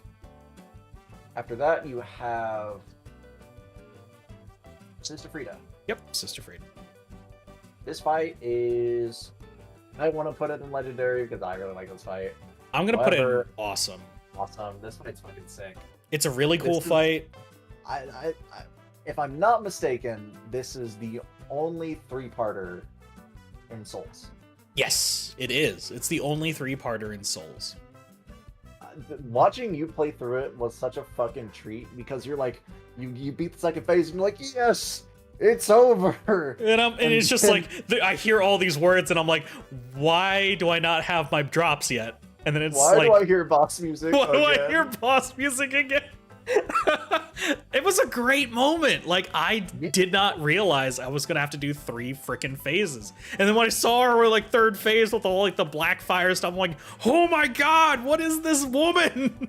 And Father Ariandel has something that looks a lot like the Lord Vessel, and it's just so cool. I did talk to Man and Bone recently, and I was saying like I beat all the DLC. I think he mentioned the Sister Frida fight, and I said, the funniest thing about the father is that his butt's still stuck in the chair. Yeah. Like, as soon as I saw that, I'm like, I can't take this man seriously. But it's a great fight. Lore-wise, it's really steeped in cool stuff. References to, like, all the other, like, Crossbreed Priscilla's fight. Yeah. His voice is also just really funny. Bring me my flail, please. I need my flail. My flail. And then Sister Frida comes in all cold as fuck. Your flail won't be necessary today, Father. It's such a good fight. Ugh. It's funny because it almost feels like so contrary to how Dark Souls normally handles boss fights. Like, it's so cinematic. There's so much dialogue. There's like a tri-phase to it. Insane stuff. Such a good fight. Makes me calm. Before you do that, Demon Prince, right? Demon Prince, yep. You have the Prince of like Agony and the Prince of Pain. Yes. And then you kill them, they turn into the Demon Prince. This fight, it's kind of bullshit if you ask me. I'm gonna put in average, honestly. Yeah, but I don't think it's a bad fight. I think it's average. No. Although I did end up trying to fight it with my eyes closed. That didn't really work. Yeah. But the Demon Prince itself, like, very flashy. Not a whole lot going on. So I'm just gonna leave it at average. It just kind of feels like a big fucking wall that doesn't really need to be there. The lore behind it's cool. It's the last demon. That's cool. That's neat. That's neat. Is it weird that I never really noticed there really wasn't any demons until I got to like Old Demon King and Demon Prince, where they're like, by the way, there's almost no demons left, and I'm like, you're right though. No. And then it's like it has to like spell it out for you. It's like, oh, the Demon Prince only comes out when the last of the demons are killed. Yeah. Well, it's like, well, here we are. Yep. I think this is the Half-Light Spear of the Church. Half-Light Spear comes next. I know your opinions on the Half-Light Spear of the Church, and I will respect them because it's your tier list. If it was my tier list, it'd be very different. You can put it wherever you want. Where would you put it?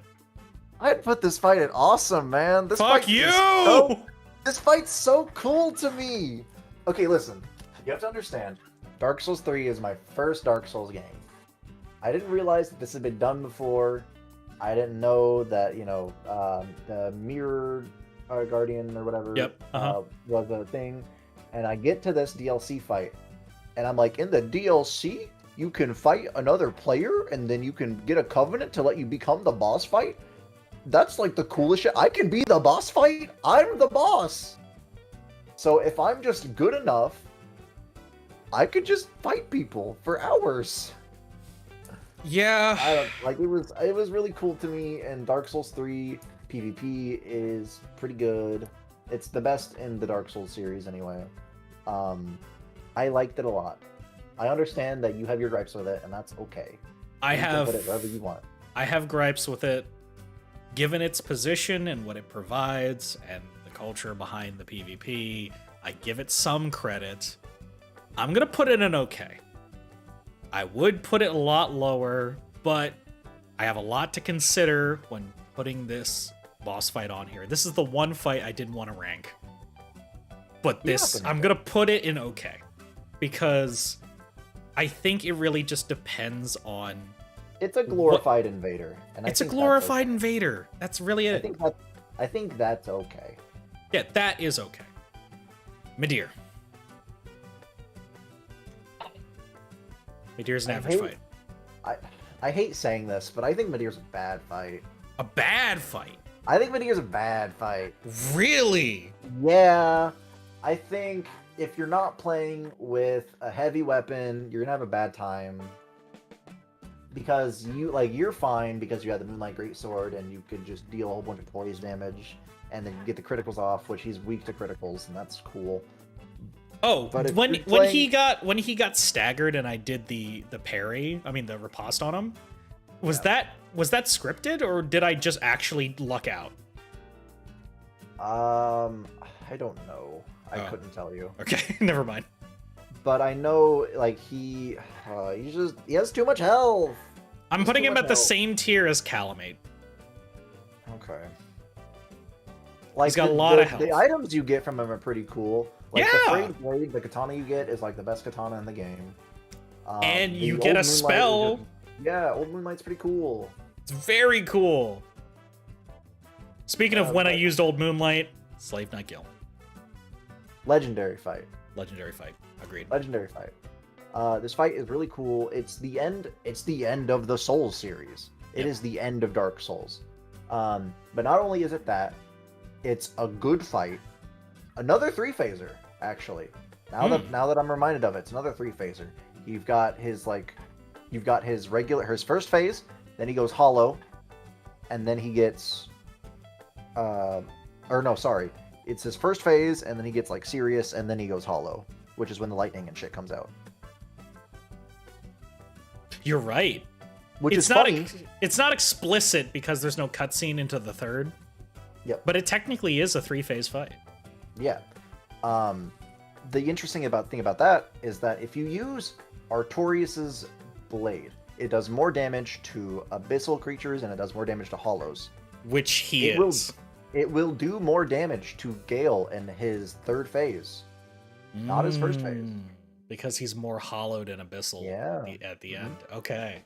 That's really cool. I like that. Those are the little touches I like about Dark Souls that, really mean something.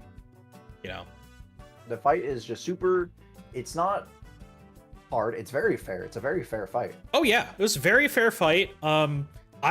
I just happened to have some really good positioning and swings just to beat him at the very end. Because I was at no endurance, and I'm like, just keep swinging! Just keep swinging! He's almost dead! Very, very good way to... What? Never mind, I'll take that back. I don't think it's a good way to end the series, because Gale's kind of like a nobody.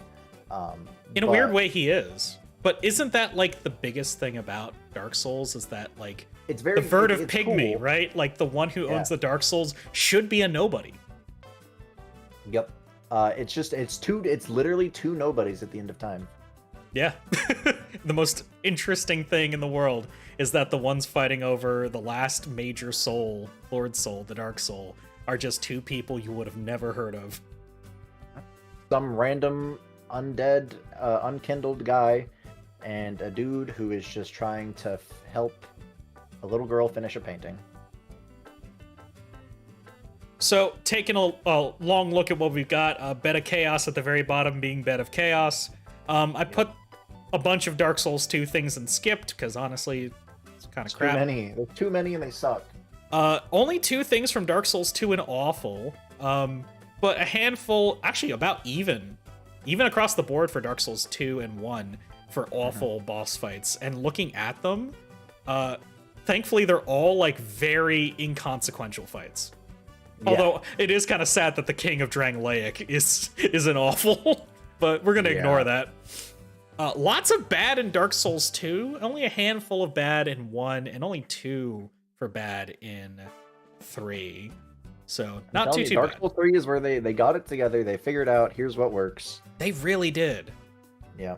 And I don't think they were even bad because of like the fight was bad. It was just either the fight was boring or it was just not very memorable. Yeah, and I think that's fine. I'd rather it being not memorable than being just a bad fight, you know? Yeah. Average, in the best way possible, we're even across the board. We got 5, 5, and 5, which makes a lot of sense, kind of looking at everything. It's funny how we've got some, like, heavy names and very important characters on here for average fights, but you know what? That's okay. That's fine. Moving into okay. I really think they relied on, like, the name and the history for those fights. I think they did. I think that's probably... They probably deserved better, but... Yeah. Maybe that's it. Maybe that's like a falling of Dark Souls, like, design philosophy is like, when it's like a big named character, they're just like, oh, you'll love it because it's them. And I'm like, no, I want a good fight though. Like, imagine, and just bear with me for a second. Imagine, instead of Gale, you're fighting Gale, but he's like, instead of what he is, a slave knight, he is like a follower of Artorias. And in the second phase, he pulls an Ishin on you. And Artorias fucking climbs out of Gale's body.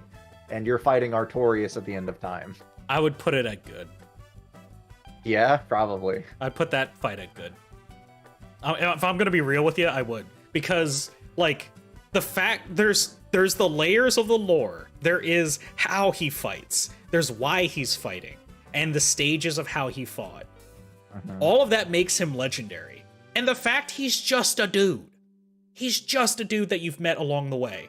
Like, if I never did the summon for Friede, if I've never paid attention to those signs that say, hey, fall, you won't get hurt, I would have never had this weird attachment to Gale. When I saw him, I'm like, it's the dude! I remember him!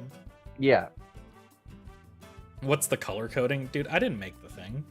So the color coding is just for the games. Like, green is Dark Souls 2. Red is he's Dark talking Souls. about, like, red is legendary and, like, Bad is green. That's just a tier list maker thing. That's a tier list maker thing. Yeah.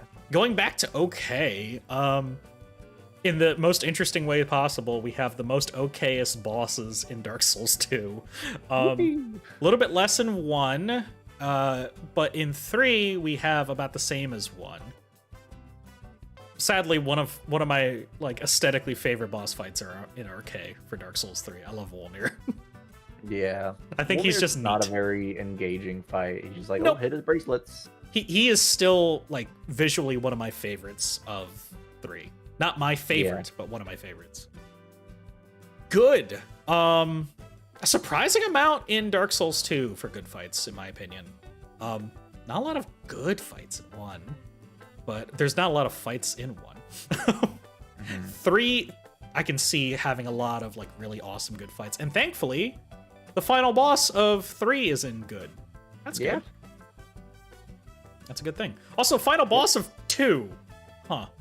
All right, moving past that. Awesome. Pursuer, Skeleton Lords, Lost Sinner, Chariot, Alone. Okay, makes sense, yep. And then DS1. Interesting for DS1, it's like the first boss, one of the Guardians for a bell, and then just a boss who happens to guard a pivotal item for Dark Souls 1. But all of Dark Souls 3 are these, like, incredibly technical bosses.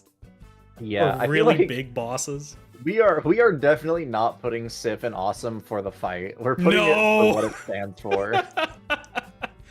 It's the silliest thing, but it's gonna stay in Awesome because it's Sif. He's a True. good boy. John Cena remains in Legendary. I don't fucking care. We're not moving him out of here. ONS because I love it so much. The last boss fight of 1 and the last boss fight of the entirety of 3. The last boss fight of the DLC. Yep. It makes a lot of sense that there's only a handful of Legendary fights and at least one from each game. Oh yeah. So I think we've done this list justice.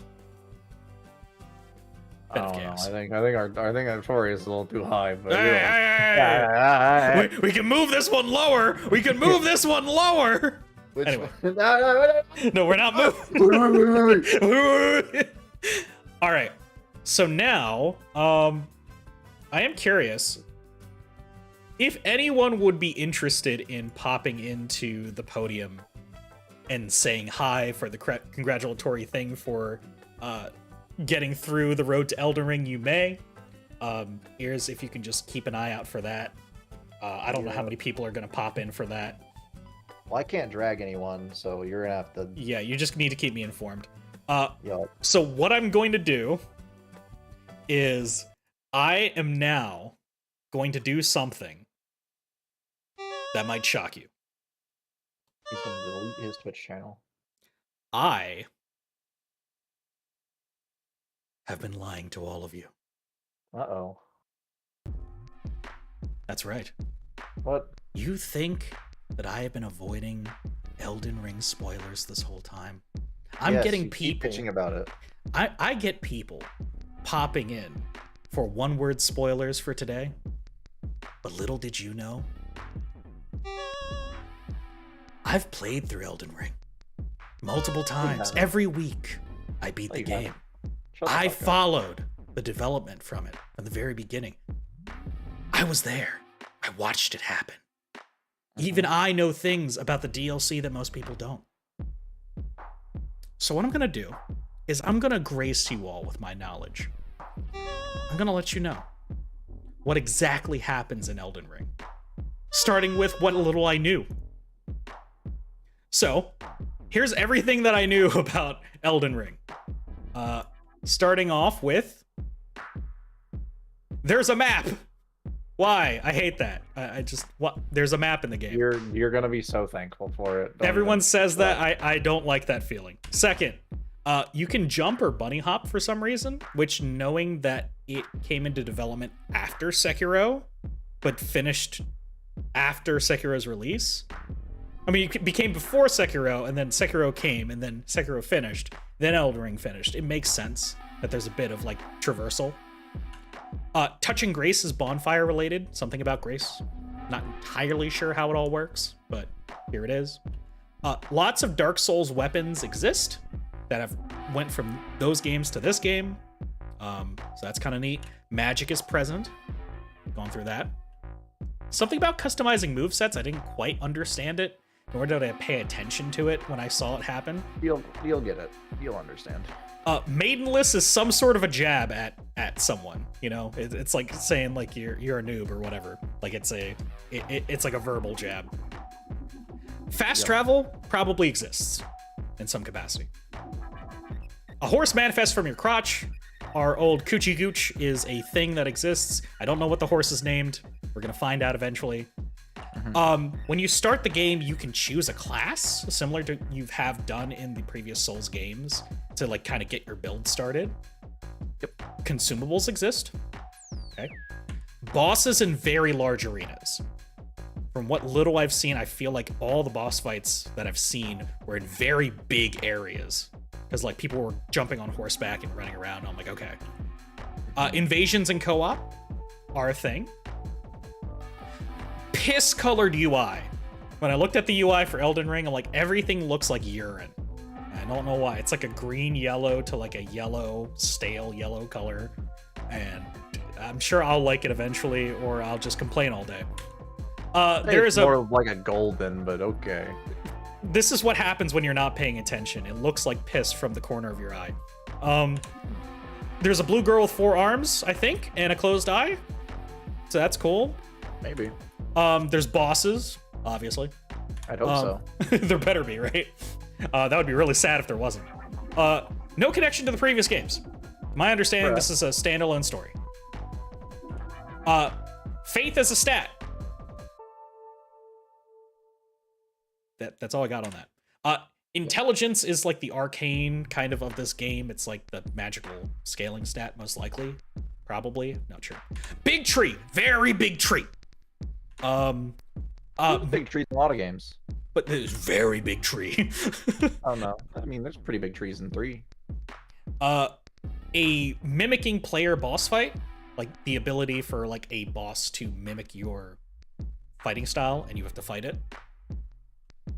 Golden slimes! Thought that was neat. Some kind of a loot system. Not sure how or why that may work, how that all comes together, but it's neat. Runes are the new souls. Not sure why, how that makes any sense. You want correction on any of this? Nope. Okay. Listen, there's a dude named Ronnie, okay? There's a dude named Ronnie. Some guy with like a fucking... It's a dude named Ronnie. He's like, a dude walks out in the opening area with like a Hawaiian shirt on. He's got sandals and like khaki shorts, curly ass long brown hair. It's like, what's up, man? My name's Ronnie. God. Ronnie Weasley, exactly. Yeah. The Elden Ring is a thing, probably. Like the Dark Soul is a thing in Dark Souls. Surprisingly, yeah. In the craziest ways. Should still be difficult. I'm led to believe that this is still a Souls-like difficulty. Hopefully. Crabs! Crabs? Crabs! Crabs! Crabs! Parry and backstab are a thing, but I've been alluded to by people it's not as useful as in the previous games, which I find surprising. This is something I'd like to touch on, but you don't want to talk about that. Okay. Combat speed somewhere between, and I put DS2 and Bloodborne, but I think it's probably closer to like DS3 in how I've come to understand the speed of the game. Don't know. No, not sure. Quests probably similar to Dark Souls, so kind of dumb. I'm guessing getting through some of the quests may not be super intuitive. Not sure. The Ushikatana returns, probably a few others. The Let Me Solo Her meme, the guy being brought in with the dual katana and like the pot on his head, wanting to fight that one lady. Something I learned recently, unfortunately, I did have a spoiler come toward me about a turtle pope. Yeah. It's a very big dude. I don't. Red. Yeah. Poor little lady Red screaming about a turtle pope. So now I know there's a turtle pope. I don't know why they exist or what that's about, but it's a turtle pope. Dogs? See, that's the thing, following. I don't even know if there's dogs in the game. And when I find dogs, you sure as shit know I'm going to scream. But that's okay. Women? Dogs. Let's hope no dogs. Okay. So now I took an hour and attempted to give you the full front to back on Elden Ring and its DLC. Are you ready? Oh, I'm really not. You don't have to be here for this. I'm about to hear the most heinous shit. You're gonna hear the most heinous shit, because you know what's gonna happen? Some of this could be dead on. Some of this is so far off base that you're gonna scream. Some of this is already pretty off fucking base. Yep. Well, this is the amount of like ignorance I have of Elden Ring, so I decided to make the whole game. Yep. So here we go. Here is Elden Ring. Here's how it works. So it's a third-person action game, very much like your typical Souls game. Mechanics. I predict weapon arts will return. So all weapons have weapon arts like before, like it's got like the skills that you have, but this time you get to choose the move it has. Because weapons will now have categories of arts that you can unlock by obtaining a weapon with an existing art. You can slot them in to use them, but you have to do so at whatever this touching grace location is like. I decided to try and flesh out what the hell grace even means. So I have come to understand it's probably a bonfire in Elden Ring. So I decided to make it up as I went along. So I decided that it was named after the idea of a grace period. So when NPCs ask you to touch grace when you are tired. Maybe. There is a goddess of grace that is the one providing these spots. This is a goddess who is the one that you worship to use miracles. And so these are small shrines to her name. There will be a boss. I called him Aldorn. He is first of his name because we're George R. R. Martin. Aldorn? Because I came up with the name. I don't know. Okay. He's a follower of the goddess, but he has been strained to use her miracles because he is violent and merciless. So he will literally sacrifice multiple chained up maidens in front of you to cast miracles like lightning spear and heal. If you hit him just as he raises his holy symbol, he will mess up the prayer and the goddess will smite him with holy lightning. This opens a parry opportunity. That's a really cool mechanic. I think it's neat. It's pretty good. Jumping. You can bunny hop in this game for some light platforming, okay? Exploration is a big part of Elden Ring, which is why we have jumping. One boss will require you to jump over his shield to hit him, but will change his technique now and again to bait you into jumping. There's an area where you must jump to a beat, or the vines on the ground will hold you, and an archer will shoot you down. Interesting concept. Open world, horse! Big world needs transportation, thus the crotch horse is born. It is a horse that you manifest from nothing, and probably has a name. This horse is actually a man who failed succession to being a thing. I'll talk more about that in a sec. From the last monarchy and was punished to serve humanity as a beast. He serves you because he sees potential in you for the great good or great evil. If it ensures you are the Elden Lord he is in. He continues to serve you after you become the Lord, but will also be able to shapeshift into a human to unlock certain locked doors in the world.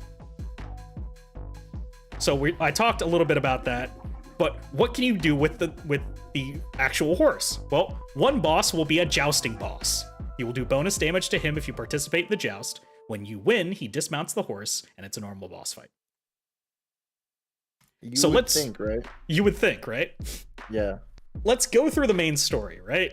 So, I know nothing about the main story. Just bear with me. Yep. So the Elden Ring is the cycle of succession of an Elden Lord, ruler of, I don't know the name, so I just called it Elysium. It's actually just called the Lands Between. That would be silly. No, that's just what it is. Like, you had it in your little intro cinematic. It's just called the Lands Between. It's just called the Lands Between? Yeah, it's just called the Lands Between. Well, you know that intro cinematic, I didn't make that, right? Oh, well, whoever did. Yeah, they knew it. Man of Bone made it because Man of Bone knows Elden Ring. So there you go. Yeah. Just the Lands Between. So in the Lands Between, whatever, your goal is to defeat the Trials of the Ring, a series of labors, like your Hercules, in order to prove yourself powerful enough to be the next Lord. So every Elden Lord will die one day, and a tree will grow to represent the fallen power of the old Lord. This time, the tree reached the sky, causing many more candidates from across the world to attempt to seize the power. That's why we have a big-ass tree. An Elden Lord takes on the power of the previous lords and the power of their ring bearers, women who serve as powerful confidants and pseudo-wives of the lords. These maidens, as the candidates are called, relinquish their power to the Lord in exchange for eternal life. The Lord gains the power, and the ring bearer will be able to lead a peaceful existence of immortality.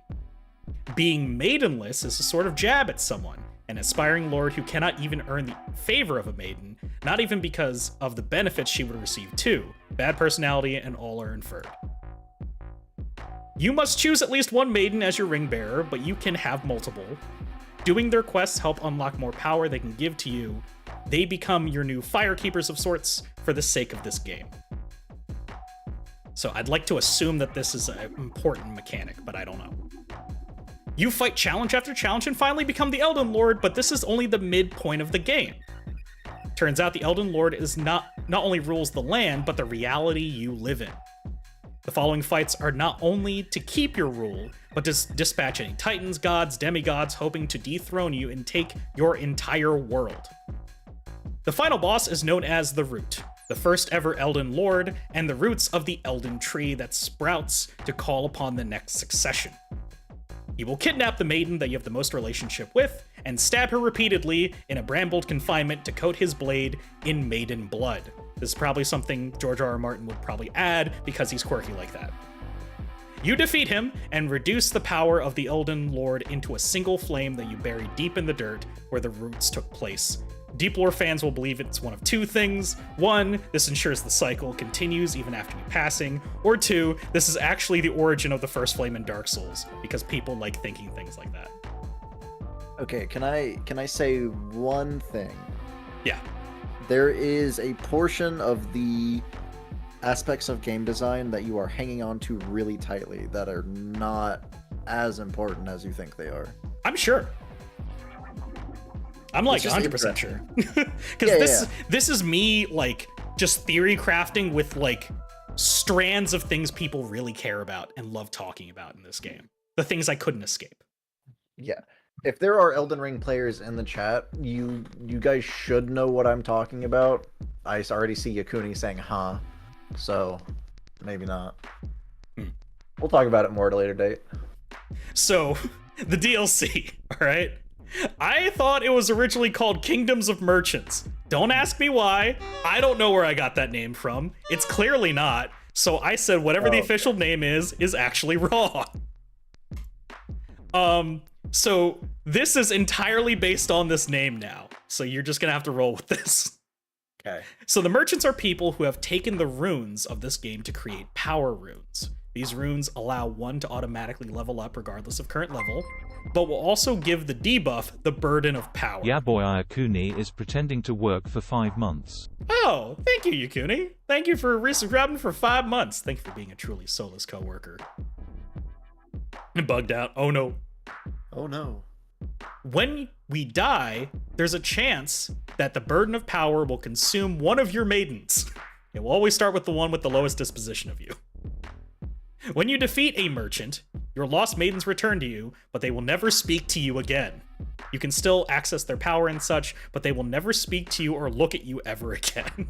Not the NTR DLC, come on, man. Yeah, this is the NTR DLC. The DLC also adds the Cold Forge, a large forge made from the rotting corpse of a blue fire titan. You can take a regular weapon and make it into a boss weapon named after either you or one of your maidens. The weapon allows you to turn into a boss character, with your health bar being at the bottom for exactly 1 minute.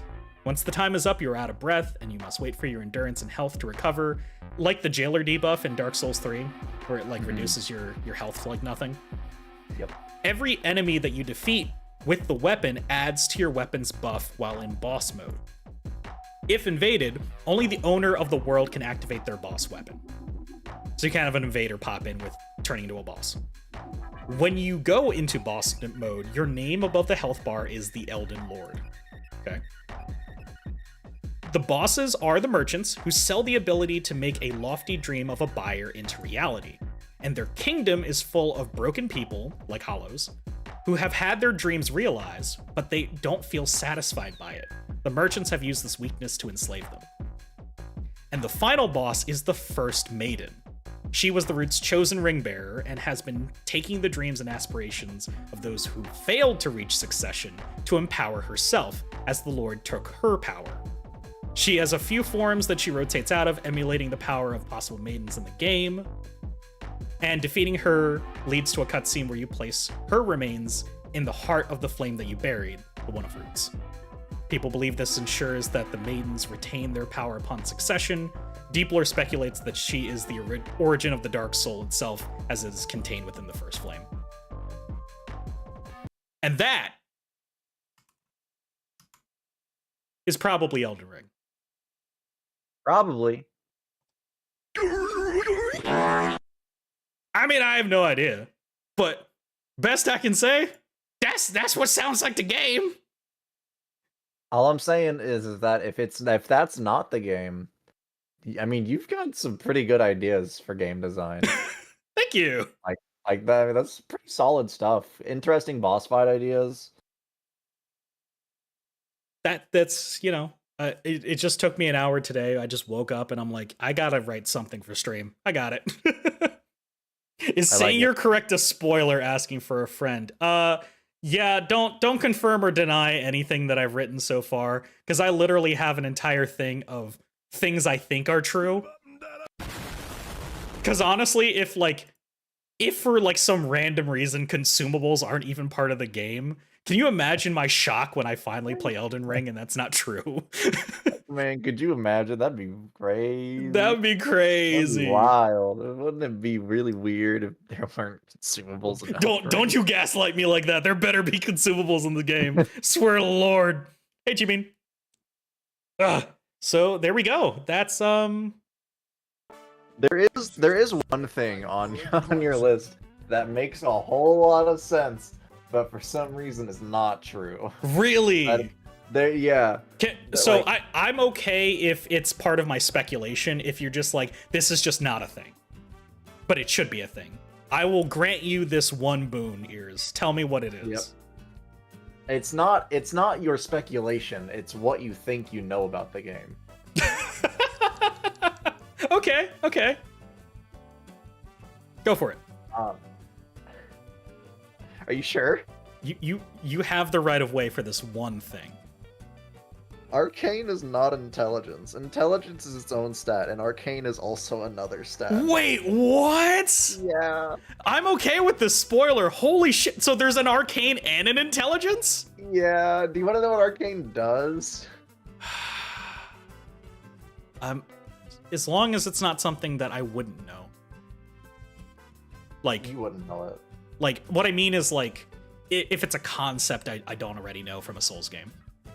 It is a concept. It kind of takes over from another stat. Oh, what is arcane? Is it like luck? Yeah, it's your luck stat. Gross! It affects item discovery and bleed. Oh, that's dumb. Okay, Yeah, okay. And also your like holy defense. Is it because you're just like, fuck this shit, I don't believe in your crap? Kinda. That's silly. I like that. Thank you, Hondo, for the bits. It is indeed the Celestia and the Ears. I Hondo, yeah, like I look at that and I'm like, it should be like that should It be should what it be, is. right? Like, that makes logical But sense. it's not. No! Okay. Like you have it's such a cool thing. Like arcane is such a cool name for a stat, and it's just luck. It's just renamed luck. Okay, so one thing you can help me out with. Yep. In my speculation, I have a question. And this is in... You don't have to give any details to this, but I'm just curious. Sure. Are maidens as big of a thing as I've made it here? Or not at all? Not at all? I mean, they're not as big as you're making them. Okay. That's upsetting, because people have made it such a silly thing that people talk about all the time. Do not take that as maidens are unimportant. Okay. They just are not They're not- quite what you're making them to be. They're not pivotal to your gameplay. You don't become ultimate, Wife man. Because I'm just like, why are people so fixated on maidens? That just seems so creepy. It must be really pivotal. Listen. If you went up to someone and they called you maidenless, would you be very happy about it? I'd just be confused, as I normally am. Yeah. And honestly, they'd be right. It ain't an insult if it's true. But it feels like something that people harp on all the time. So I'm just like, you'd hope that this was like something major in the game. It's probably something minor enough that, like, if you just don't have maidens, it's like, really, dude? Seriously? Okay. Okay. I'll let you figure it out. It explains itself pretty early on. I won't correct you on anything else. Okay, yeah. Because, like, You'll find honestly, out Monday.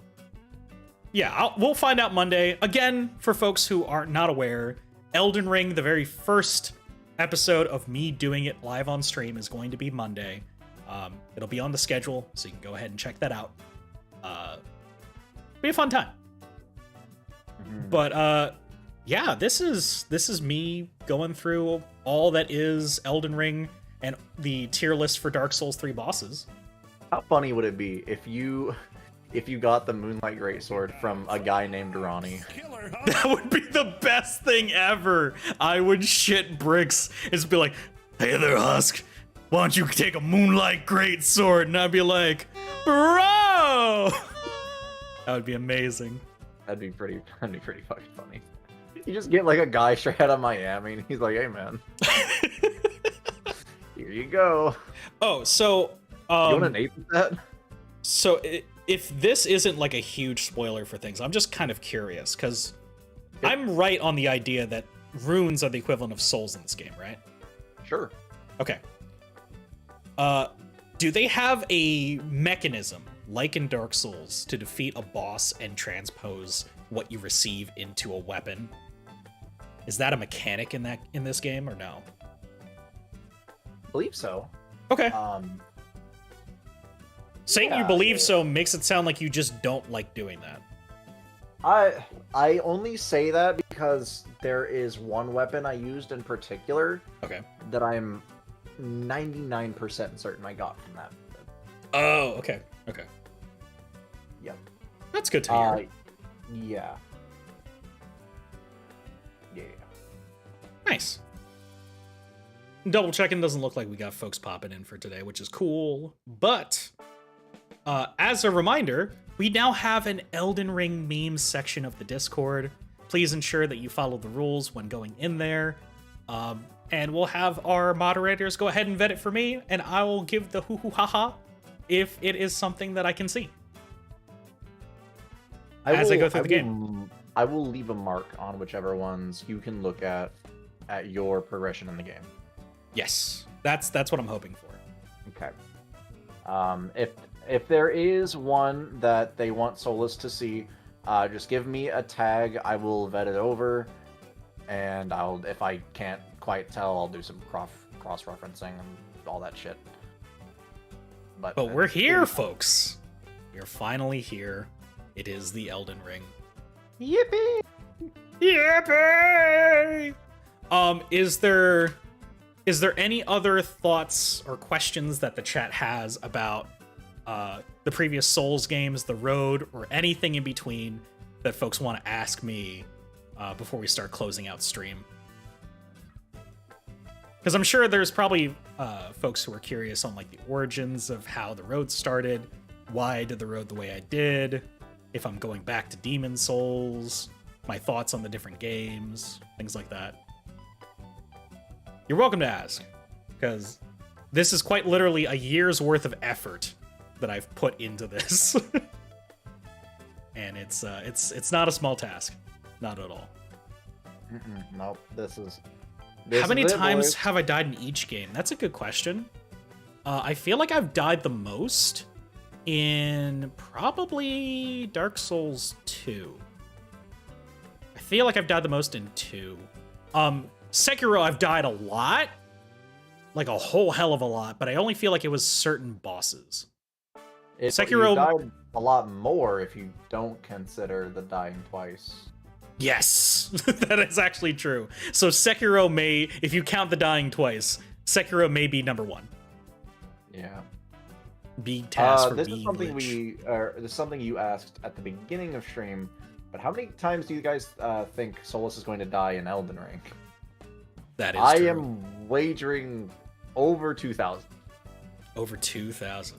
Over 2,000. If you care to keep track, I imagine it'll look somewhere around there. 1.2k? Greater than 50. Okay. So you know the let me solo her guy. The boss that person fights usually gets people about 100 times. Really? Sometimes, She's that yeah. tough. Yeah. Oh my god. That, or at least that was how it was on the opening patches. I don't know if they changed it at all, but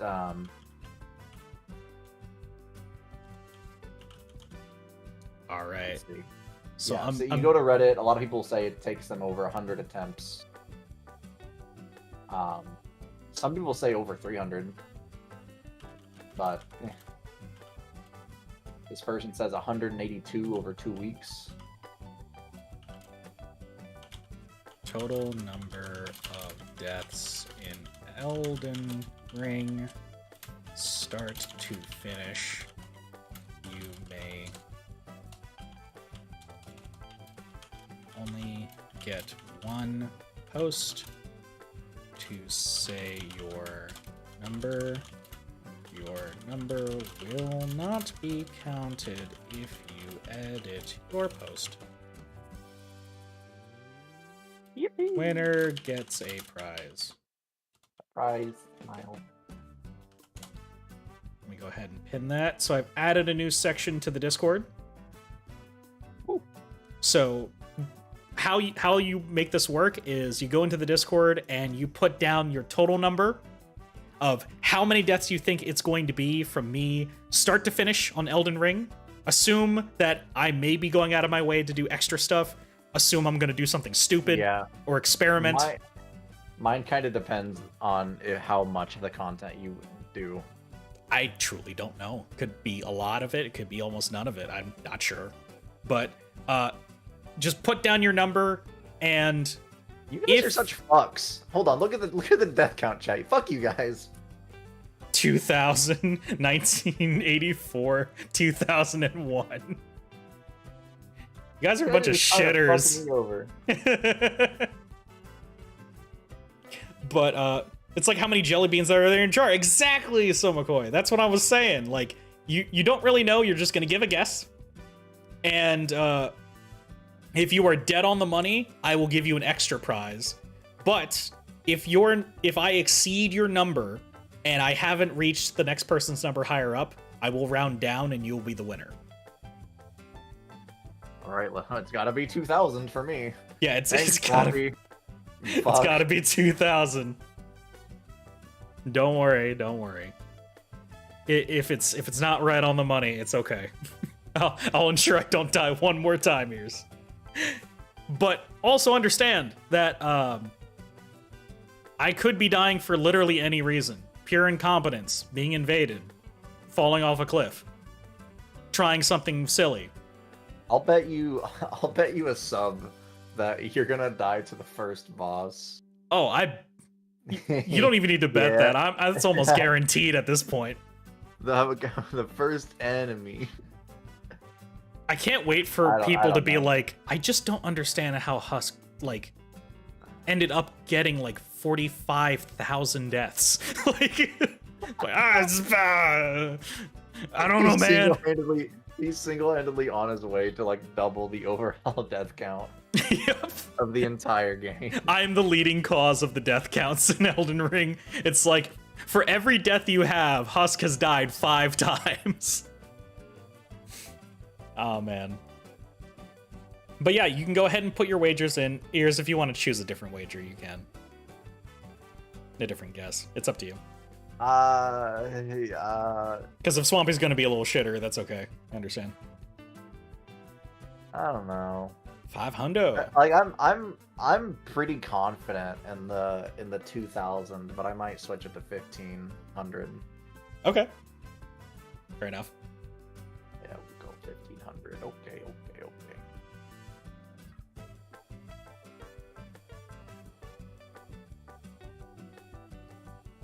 Special mod privileges. Get fucked, Swampy. Real mod shit. Real mod shit. Yeah. Shadow Wizard money mod. Shadow Wizard money mod. My god. We love mod and chat. We love mods and chat. Well, that actually is going to be it for today's stream. Thank you all so much for popping into the pre-stream. Remember, Monday, 7:30 p.m. Eastern Standard Time is going to be the first episode of Elden Ring. This coming Friday is the first episode of Star Wars Jedi Survivor. Hope to see you all there. Thank you all so much for coming in. What's going on? God damn, I can't have anything!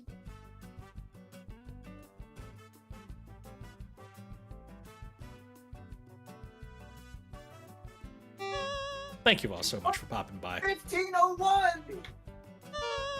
We'll figure out the whole lives thing in very soon.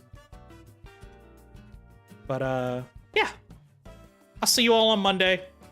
Get excited for Elden Ring, because I know I am. I finally installed it in my computer. It's 47 gigs. But yeah. What we're gonna do is we are probably gonna go and raid out. I know I really want to watch some Arkham Asylum, so we're gonna go and fetch me the soul of Shio. Our resident panda, phylactery waifu. We're gonna go ahead and watch her play some video games. Thank you all so much for popping by today, and I will see you on Monday. Bye for now.